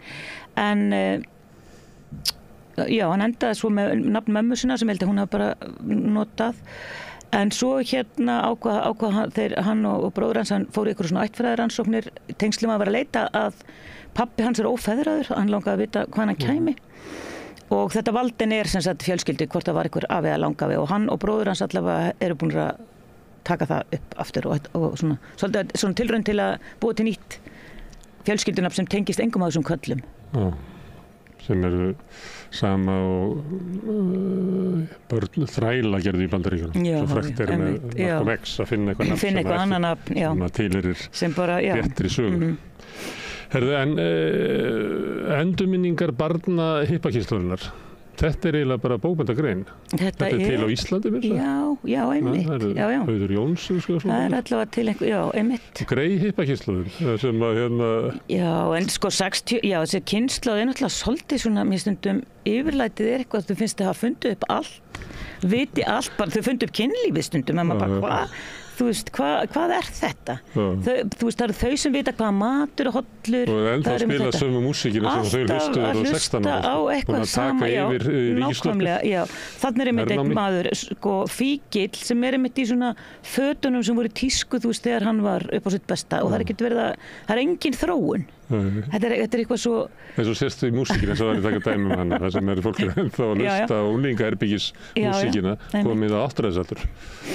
Já, nei, þetta er alveg sér grein og þetta er hann reyndar, ég hlustaði á viðtalið við hann í einhver útastöð þar sem hann var einmitt að segja að hann væri kannski vondimaðurinn í hináttina, hann á 2 syni sem eru 10-12 ára og hann væri búin að ofvenda það svo mikið að þeir væri bara svona orðinálgerir aumingjar, hann var að einhvers staðar príla og í klóakið undir Norrköping þegar hann var 12 ára og smurði nesti sitt sjálfur og svona og hann sagði, svo ég komin bara á þann stað, ég hugsa bara, hvað er ég búin að gera við þessa drengi? Þeir eru bara inni að spila tölvuleiki af því það er svo hættulegt að fara út. Þetta er bara... Manstu ekki eftir, það er kynslóðakenningin man ekki hvað eru kallaðar, hún gengur einmitt út á þetta, að vanrækta kynslóðin, hún býr til ofvönduðu börnin og svo gengur þetta einhverja 4 kynslóðir hring eftir hring. Þannig að það er uppbeldið þitt, ræður því hvernig þú elur upp börnin þín og sem uppbeldið þeirra ræðu og þess vegna heldur það áfram og það er kannski hefur meiri áhrif heldur margt sem að við myndum ráða út í svona félagsþróuninni eða samfélagsþróuninni þannig að það er svona innbyggt inn í þessa reynslu. Hann ætlar ekki að láta þá einhvern veginn gangi gegn það sem hann gerði. En svo er þetta svo fyndið að mamma lét hann fara í 25 kilometra eða eitthvað í Valdorfskóla af því hún ætlaði nú ekki að hafa hann í þessum ómögulegu borgaralegu skólum þangað til einhver pappinn sagði hvað rugl er þetta, hann fer bara í skólan hinum með hornið. Þannig að þá skipti það mjög miklu máli. En svo var stundum og svona, margt annað sem vantaði Svo einhver svona skekkja í þessu. Einhver svona, ég ætla að láta hann verða svona skapandi og borða grænmetisfæði og það er einmitt svona skemmt. En svo vanrækjan raunverulega á öllu. Já, nákvæmlega og svo skemmtilegt að hann er skemmtilega kaplið þar sem hann og vinur hans, hann lýsir hvað þeir eru með mikið kjöt á heilanum, þeir eru svona Valdorfbörn, lifa í einhverjum svona baunaheimi og þeir eru stöð, vinur hans, einhvern tímann býður mamma þeir á skyndibitastæðum og þeir með að borða það sem þeir vilja og hann ætlar bara 10 hamborgara. Það eru bara kortið frá mannáti á þessu baunuvöllum. En það er reyndar, svo er náttúrulega Mikael Torfason hefur líka verið að skrifa, hans foreldrar eru líka þessari kynslóð. Heldur að þessi kynslóð, 68 kynslóðin, að hún muni fá börn þeirra muni skrifa bækur, svona uppeldisbækur sem þetta er svolítið uppgjörsbækur við hugmyndir foreldrana. Þetta er ekki bara venjulegar uppeldisbækur, þetta er líka uppgjör. En þessar bækur nefnilega einmitt, eins og þessi eru svolítið svona hlýlegar í garð foreldrana, þau voru allavega með einhverju hugmyndafræði voru að gera eitthvað sem þeim fannst rétt. Þau voru ekki einhvern veginn alveg gegnsýrða neysluhyggju og svona efnishyggju og svona. Mamma sér alltaf að prjóna hann peysur í einhverjum haustlitum sem hann hatar náttúrulega. En þú veist, hann langar í eitthvað annað. Ég held að okkur vanti þetta. Já, ég held nefnilega, og þetta er kannski að koma aftur. Litina, þessi koksgrái litur okkar tíma, þessi með bara eitthvað þunglindislitur. Það væri nú fínt að fá eitthvað svona psychedelic stemmingu. Ég held það nefnilega, Já, hann er einmitt, hann á að ganga með einhverja prjónahúfur, svolítið svona eins í á Bóta Bói, þar sem hann er svona hippi og hann hatar þetta allt saman, hann langar eitthvað svona nægdót og hann lýsir því einmitt þegar hann fær fyrstu sumavinnulaunin sín, þá kaupar hann eitthvað gulan plastjakka eða eitthvað svona og eitthvað svona drasl, eitthvað þú veist, vill fá, þau með ekki, það með alls ekki, það er ekkert plast, þau eru á móti plasti, það er, þú veist, en það er náttúrulega, þú veist, svo koma önnur kynslóð og svo er þetta komið, og komið ljós að þau hefur rétt fyrir sér. Já, kannski, með svolítið. Herðu, þú þýðir svolítið mikið, ekki? Jú, ég þýði svona, ég þýddi reyndar í fyrra, ég var að þýða hana svona í desember í fyrra, svo hef ég svona 1-2 bækur á ári. Já, kannski 2. Já, það er slatti. Það þarftu að setja á því svona haus þessa manns. Já. Forröðu hvernig það er að ganga með það. Stundum finnst manni erfitt að skrifa bara út viðtöl, að ganga með ykkur aðra mannesku og þurfa að skila henni frá sér. Einmitt. En það lítur að vera svolítið erfitt að alltaf skila höfundi frá sér í því. Já, en ég veit ekki, ég mér finnst kannski svolítið svona erfitt að tala um eitthvað sem ég ger. Þetta er eitthvað bara frekar, þessa bók til dæmis líka bara skoðaði ég og mér líst á það. Ég hef líka verið að þýða Tóti Illesen og það er eitthvað svona höfundur sem ég hef lengi lesið og tengt við.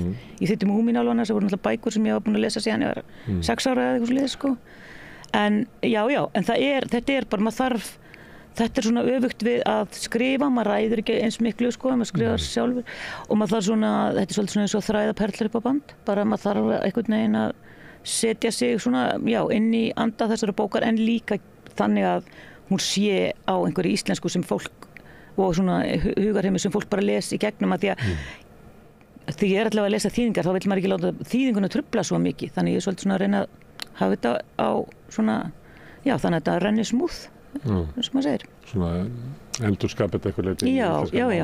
En svo hef ég hlustað við höfundinn og maður svona, ég hef lengi lesið nefnilega, þessi bók vakti athygli mína því að hann skrifa frábæra pistla, mjög svona skemmtilega pistla, dagblaða pistla þannig að, og svo sá ég bara, ég held að bara daginn sem hún kom út eitthvað og kemur gagnrýni og hérna ég sá allavega einn eða tveir gagnrýnendur sem ég er oft sammála voru að skrifa hvað þetta var í góð bók og þá ég sagði já ok, það sem er kannski skemmtilegt þessi kona sem við erum svona oft á sömu línu og svo gekk hún svona vel. Þetta var næst sögulegasta bókin 2023 í Svíþjóð. Það var hún Lucinda Riley sló hann út. Hvað er það? Það er 7 systur. Þetta er svona, hún var að koma held í síðasta bókinu í íslensku daginn. Mjög vinsælar. Herðu, þessi djöfulsins karlar, það þakka fyrir þýðinguna, Lóndís, takk fyrir að koma hingað. Já, takk. Og við snúum okkur að næsta máli. Allt það besta er ókeypis. Fáðu þér vatn að drekka. Samstöðin þar sem manneskjurnar koma saman.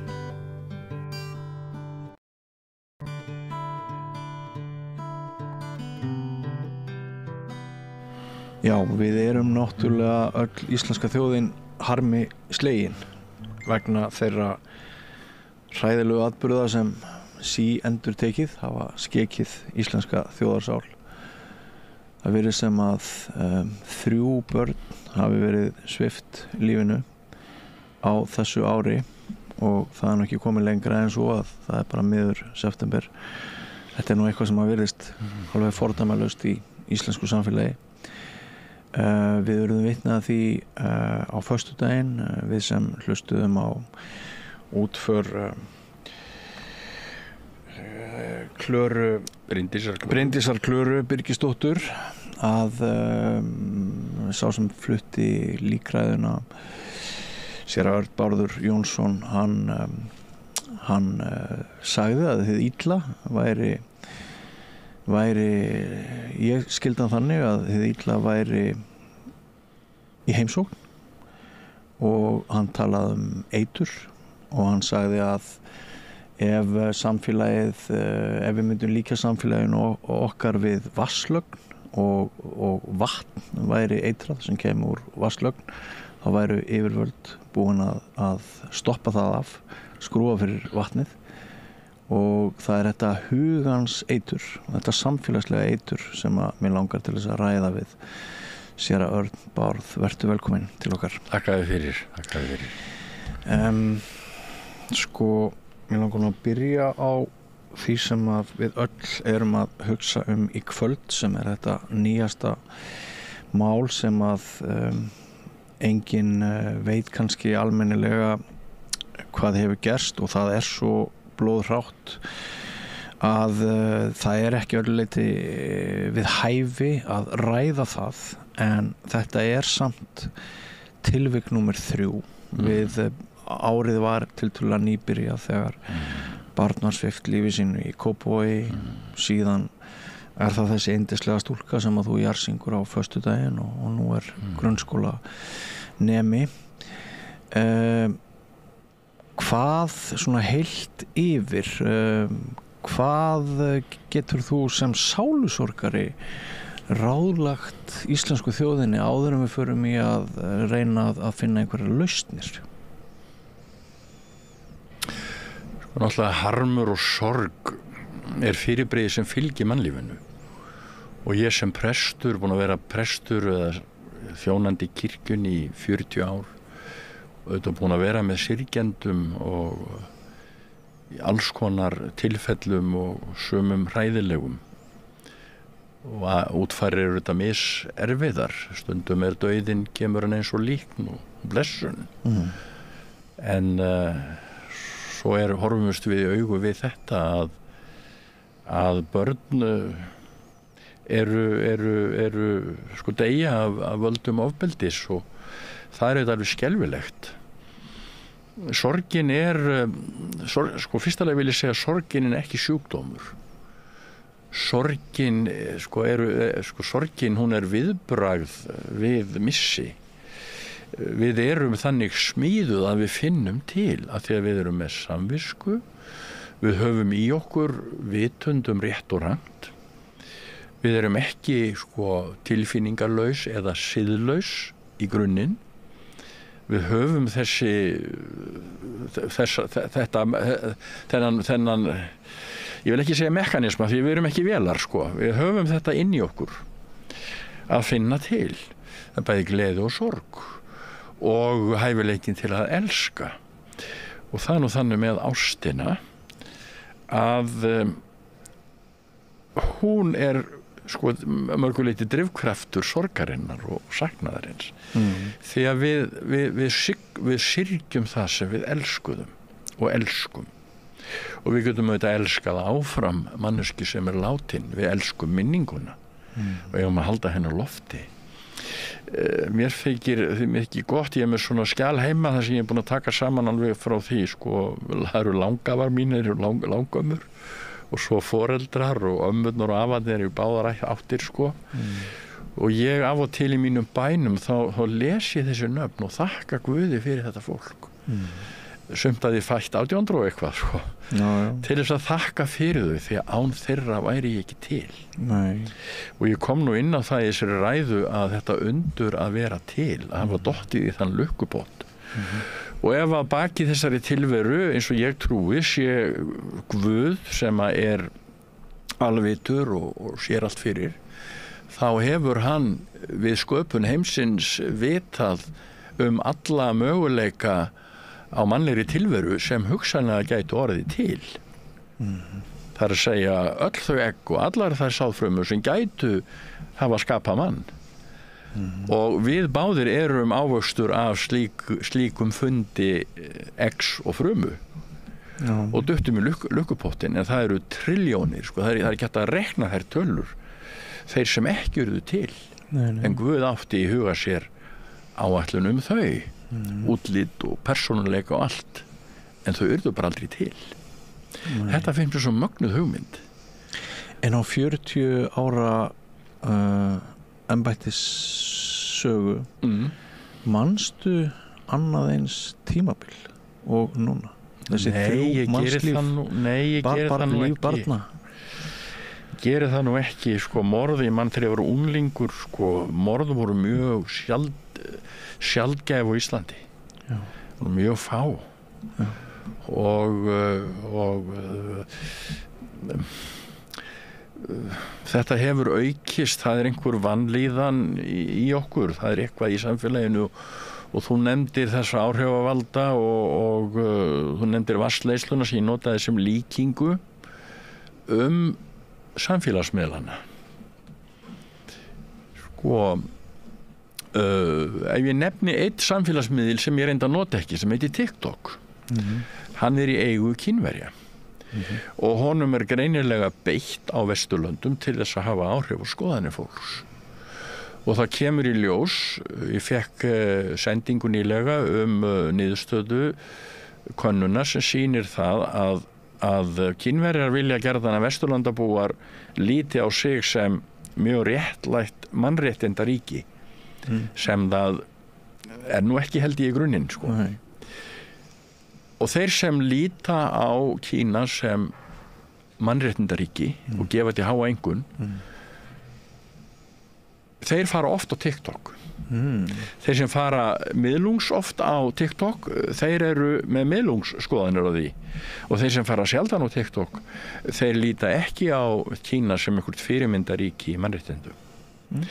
Þannig að þarna er greinileg fylgni á milli miðilsins sem dælir upplýsingum, sálrænum upplýsingum, og við tökum ekki eftir því hvað er að gerast. Og auðvitað er þetta svona með alla miðlun, alla fjölmiðla, dagblöð og sjónvarsmiðla og núna netmiðla. Það er engin miðill skoðanalaus.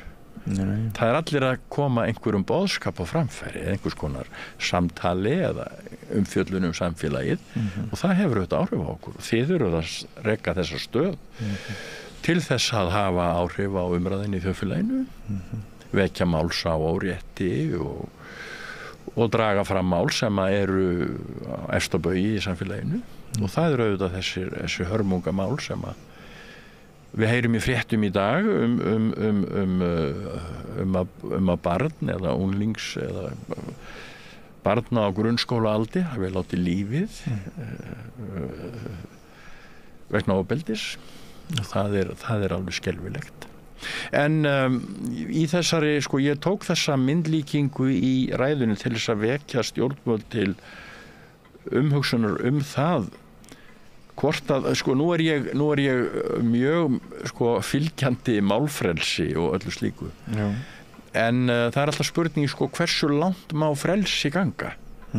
Hvar eru mörkin að tjáningin verður skemmandi og skadar samfélagið? Og ég sé það til dæmis, nú til dæmis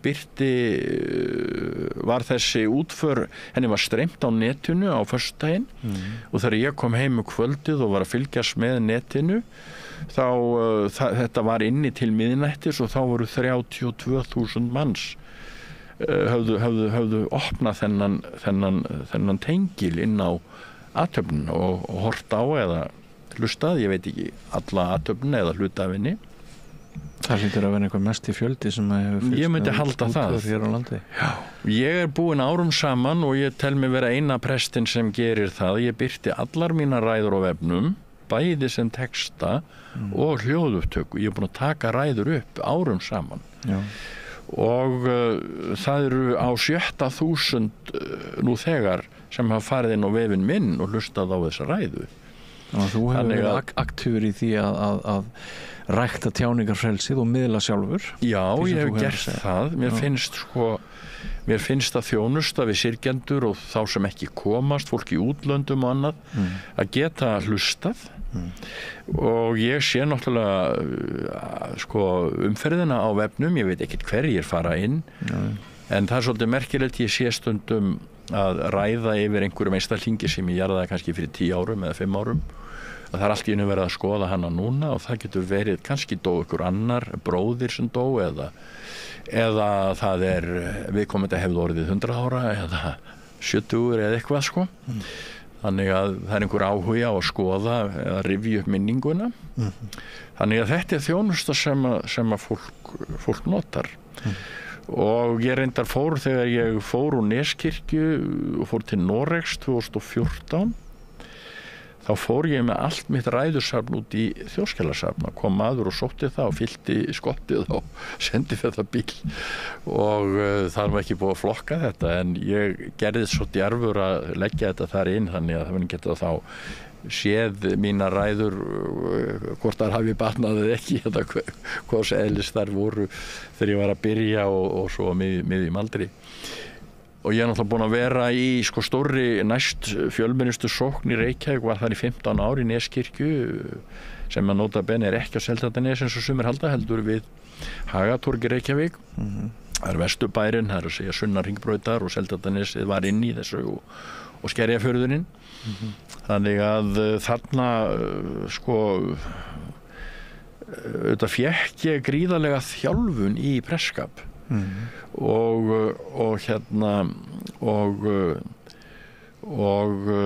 fékk svo mörg verkefni inn á mitt borð sem að auðvitað þjálfuðu mig í að semja ræður og tala og mæta fólki í sorg. Já. Það er auðvitað dýrmæta reynsla sem auðvitað kom fram í þessari ræðu. Já, þú skýrir hana Bryndísi Klöru og það er vinskapur á milli þín og fólks hennar og þú hittir hana skömmu áður en hún lést, sagði mér hér fyrir samtalið. Já, ég skýrði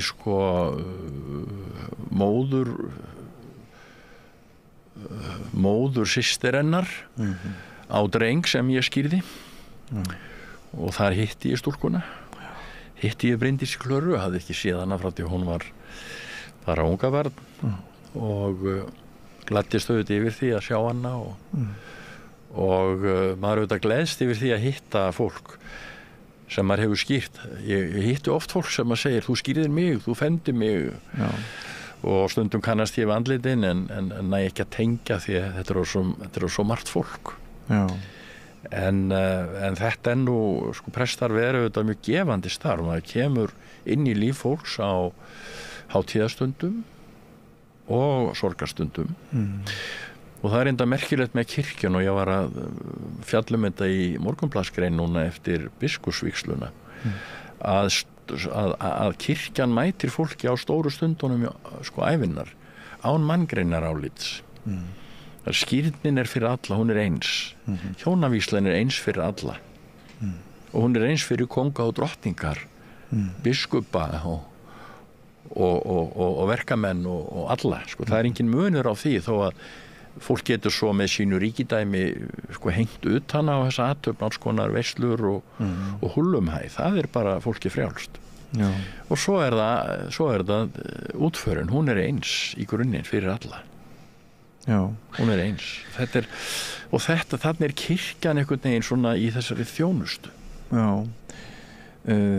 Þetta er, ég trúi því alveg þegar þú segir hver gefandi þetta sé, en þetta hlýtur náttúrulega að vera óskaplega erfitt líka og það sem hefur komið mjög skýrt fram hjá foreldrum Bryndísar Klöru af því að það er kannski aðeins auðveldar að ræða hennar mál heldur en þetta síðasta, við vitum svo lítið þetta síðasta mál en það sem hefur komið fram hjá hennar foreldrum er að sko dauði þessa ljósbera sem hún var samkvæmt mínum heimildum þá var hún að reyna að stilla til friðar þegar hún lét lífið og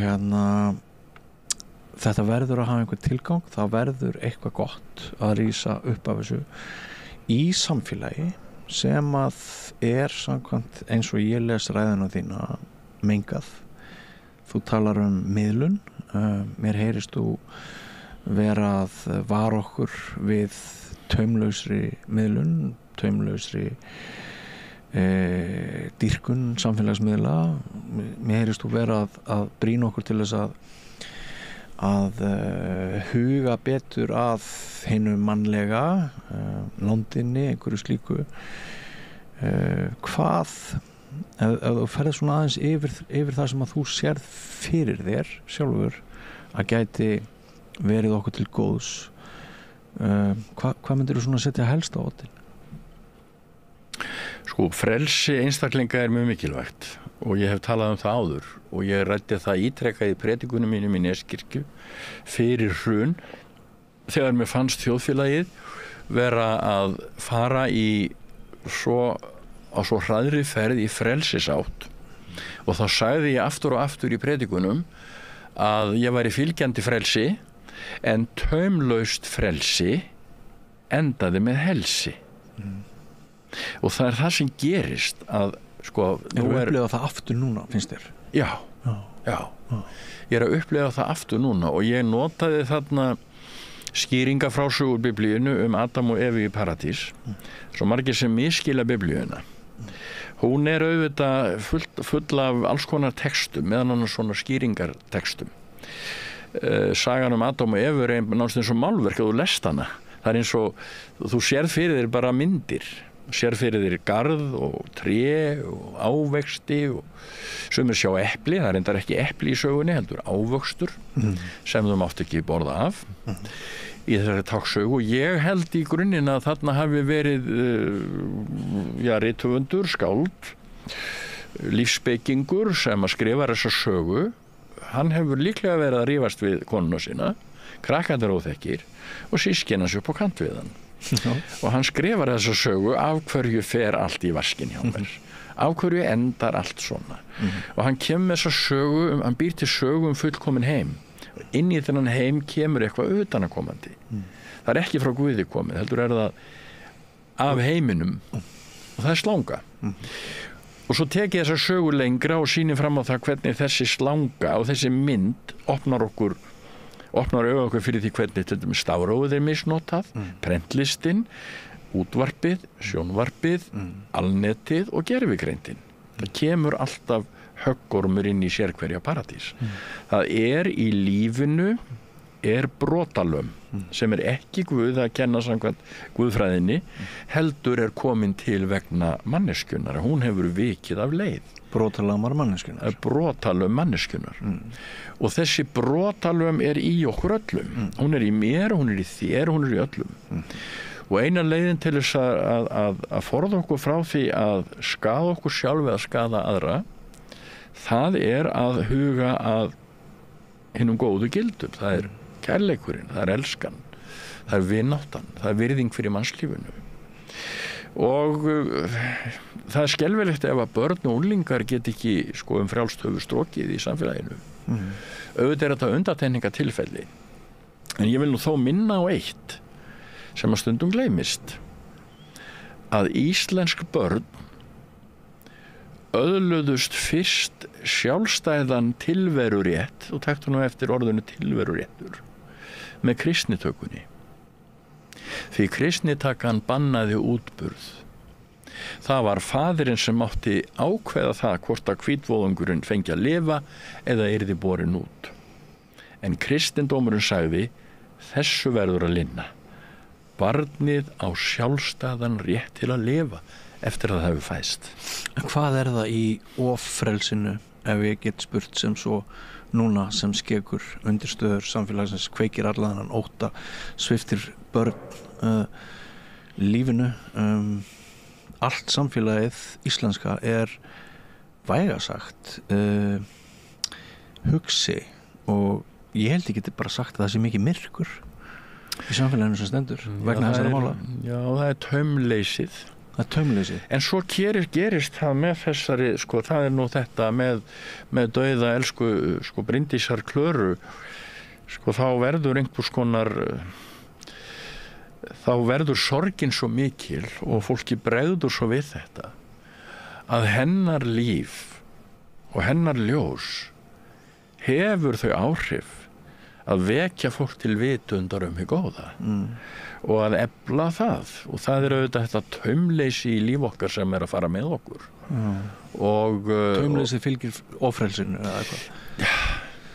Já, það verða að vera mörk á öllu. Og það við erum búin að upplifa það núna á seinustu 200-300 árum, þessa áherslu á meiri mannréttindi og allt þetta, og tjáningafrelsið og allt það. Og auðvitað það mikilvægt að fólk geti tjáð sig, en það verður þá geta staðið við orð sín. Það verður að vera tjáning sem ekki bara bull, hún verður að vera eiga sér einhverja rætur. Og svo takast á í þjóðfélaginu ólíkir straumar, og þegar maður fer að skoða straumana þá svona, já, það kannski engin með allt á hreinu. Engin stjórnmálastefna, og það vandlifað í þessum heimi. Hvert vil maður að taka afstöðu til mála? Það allir með eitthvað í pókahotninu sem ekki í lagi. Og svo þessi gríðarlega auðsöfnun sumra og kostnað annarra. Sjáðu ólígarkana í Sovjetríki, í Rússlandi. Almenningur hefur það ekki svo gott. Það eru örfáir sem fleita rjóman af öllu, og þetta hefur gerst í íslensku samfélagi. Við erum að gefa auðlindir okkar. Já, við eigum okkar eigin sjávarútvegs ólígarka. Já, og menn eru með, ég sendi nú nýyrði í orðabókinni að það voru arðyrkjumenn og arðslöngur. Og menn koma með sína arðslöngur og vilja fá tengja. Við viljum fá græða á þessu. Við viljum fá arðin af Landsvirkjun, við viljum fá arðin af vindorkunni, og við viljum bara koma okkar slöngum í þetta svo að við getum verið áfram með okkar snekkjur og okkar íbúðir og villur út allan heim og svo framvegis. Þetta er auðvitað sjúklegt. Það er ekki verið að uppfylla grunnþarfir þessu fólki, það eru ofþarfir. Ekki nefnilega græðgin, hún ekki hólað innan? Það ekkert skjól í græðginni? Græðgin bara, mammon bara vondur guð. Hann bara falskur guð. Og menn trúa á falsguði. Og menn trúa á tröll og forynjur. sko þetta, Mammor auðvitað eins konar forinja, eða tröll, hann skrýmsli. Já. Þetta náttúrulega bara myndgert. En ef þú væri forsætisráðherra í dag, séra Örn Bárður, hvert svona yrði þitt fyrsta verk? Hver þín fyrsta hugmynd svona reyna að koma aftur aga, trausti, ást, þar sem fyrir hattur eða ótti eða myrkur, ljós í myrkurstað. Þetta sko, það sem ég að velta fyrir mér er þetta á færi stjórnmálamanna eða þetta bara svona hver og ein fjölskylda við öll sem samfélög, hver getur tekið til?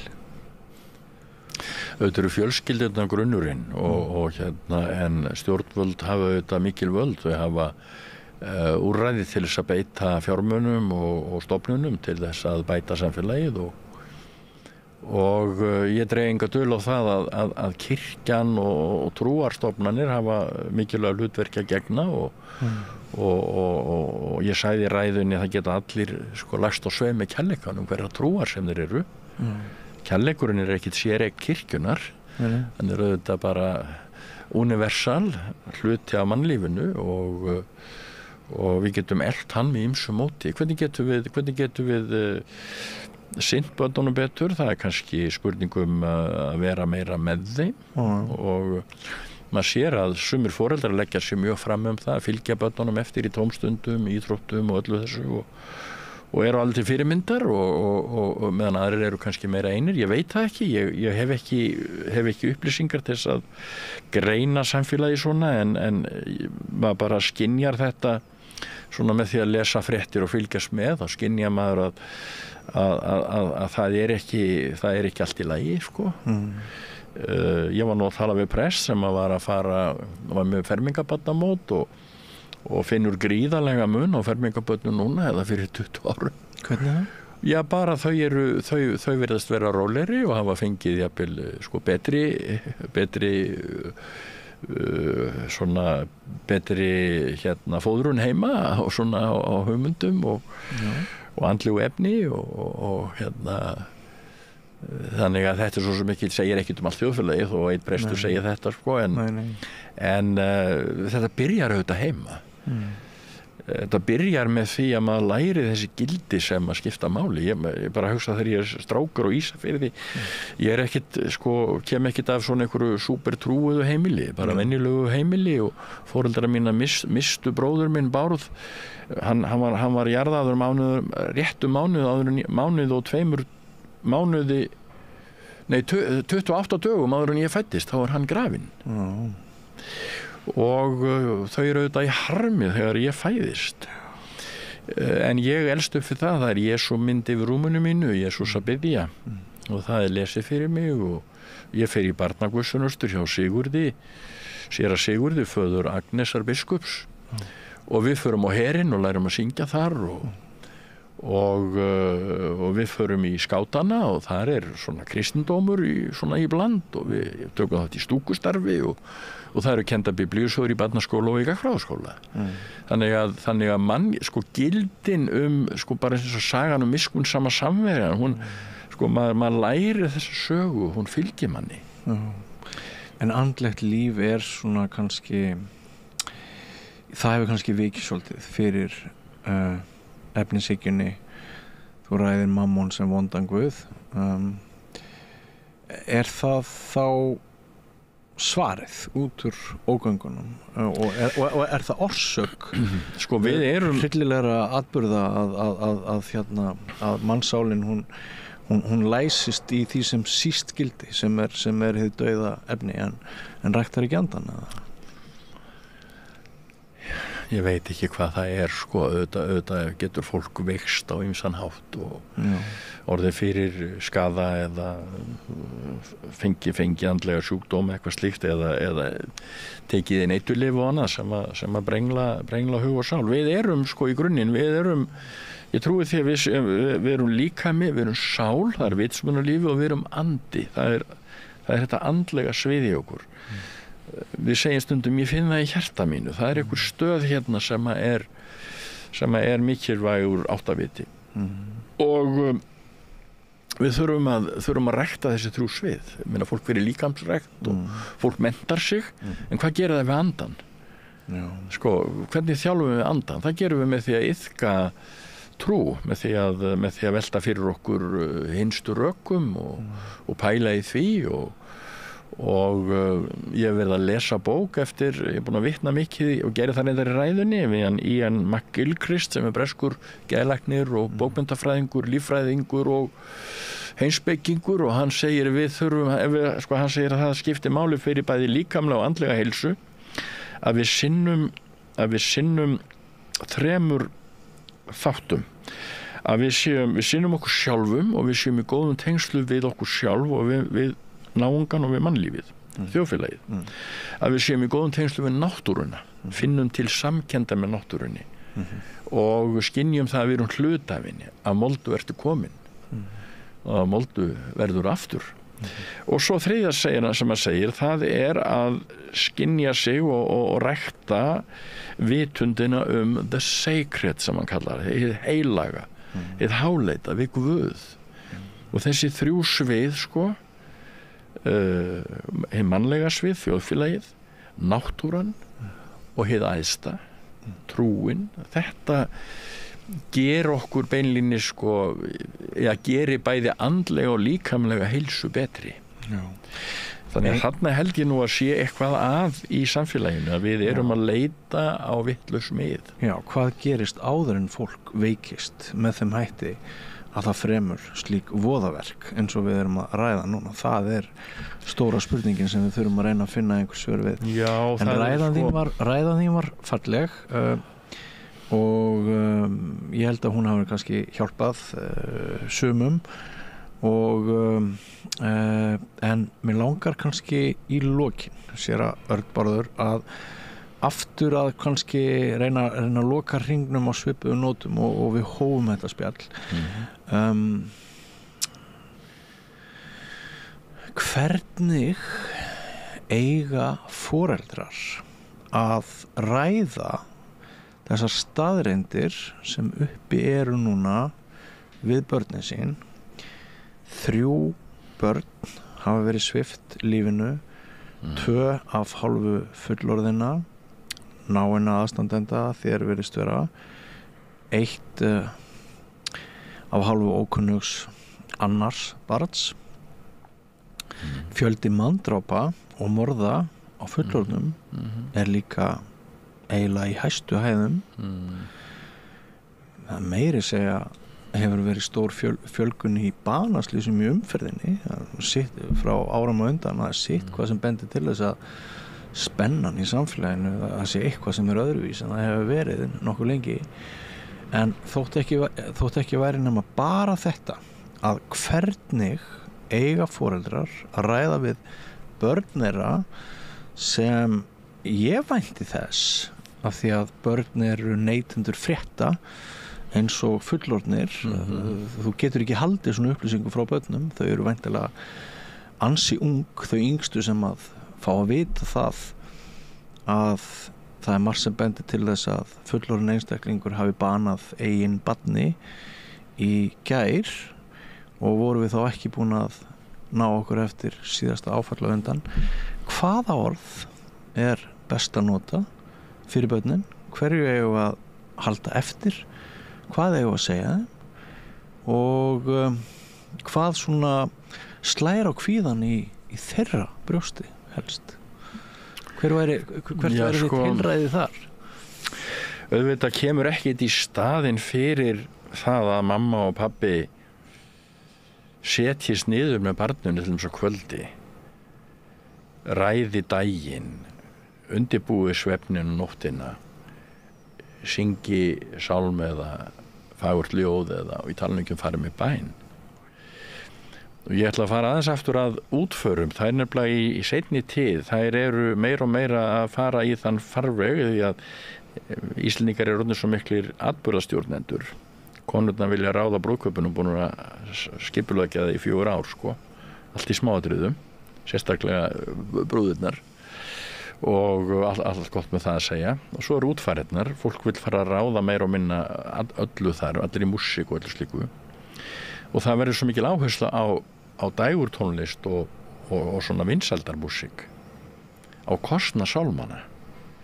Og ég hef sagt sko að það að leggja áherslu á minningarnar, það eins og að keyra bíl og horfa bara í baksýnisspegilinn. Sálmarnir eru framrúðan, vegurinn framundan og himinin, og þangað þurfum við að horfa. Og það þarf að hjálpa börnum að skilja það að baki tilverunni sé kærleikur, sé afl sem elskar þig í öllum aðstæðum. Og það verði líka fyrir að láta bræðina ná tökum á þér í ykkur vondum aðstæðum og fremja ódæðisverk. Þetta vitundun að þú sért barn Guðs og Guð sé með þér. Og þessi tilfinning, hún svo mikilvæg. Hún varðar bara tilvist okkar að eiga þetta hér inn í okkur. Því að barn getur mist foreldra sinna. Og það eigi þá vissu að þrátt fyrir allt sé til æðra afl. En þau sem ekki eru trúð, hvaða leið hafa þau? Já, þau hafa þá náttúrulega bara sína barninu elsku og umhyggju. Ég held að skáldskapur, það að lesa sögur sé ein lausnin og það nú ein fræg saga eftir H.C. Andersen ísdrottninguna sem náði tökum á stúlku og stúlkan gat ekki beðið bænenda sína því að hún var týnd. Skáldin hafa verið að fjalla þetta og bæði á kristnum nótum og öðrum nótum og ég ber auðvitað virðingu fyrir því að fólk sé ekki kristið og vilji ala börnin sín upp með öðrum hætti. En þá það, ég held sameiginlega eigum við öll kærleikann sem grunninn og hann skiptir máli. En hins vegar myndi ég halda því ég nefndi það nú hérna í sögunni, ég kom með í ræðunni, ég var með sögu af stúlku sem skrifaði Jólasveininum. Og ég sagði að börn væru oft dýfstu heimspekingarnir. Ég veit að spyrja börnin. Eru þið hrædd í samfélaginu og hvað þarf að leysa? Ég viss að börnin eiga þessi svör sem að stjórnmálamennirnir og við fullanda fólkið höfum ekki. En í grunninn er kærleikurinn svarið. Það er ekkit annað afl til í veröldinni sem getur gefið okkur frið og ró og réttlæti en kærleikur. Eru það ekki bara loka orðin hér í kvöld? Ást, kærleikur, elska. Kæra þakki fyrir komuna. Nú, þátturinn verður þá ekki lengri hjá okkur í kvöld. Við minnum eins og vanalega á það að þið getið haldið áfram að halda lífi í þessari stöð með mánaðarlegu framlagi. Mörg ykkar kjósa að styrkja okkur 2500 krónur. Sumir leggja meira fram. Ef þú ert í hópi þeirra sem hefur alltaf ætlaðar að styrkja samstöðun en hefur ekki komið í verk, þá hægt að fara inn á vefsíðuna samstöðin.is, skrolla þar aðeins niður, finna hnapp sem heitir áskrift. Nú, samstöðin víða. Við erum í útvarpinu 89,1. Við erum á Facebook. Það eru tugir þúsunda sem fylgjast með okkur í hverri viku. Það gengur vel og við erum ykkur þakklát fyrir ykkar stuðning. Þátturinn verður ekki lengri í kvöld. Verið sæl. Segðu það á Samstöðinni. Samstöðin í eigu hlustenda, áhorfenda og lesenda. Sláist í hópinn og gerist áskrifendur.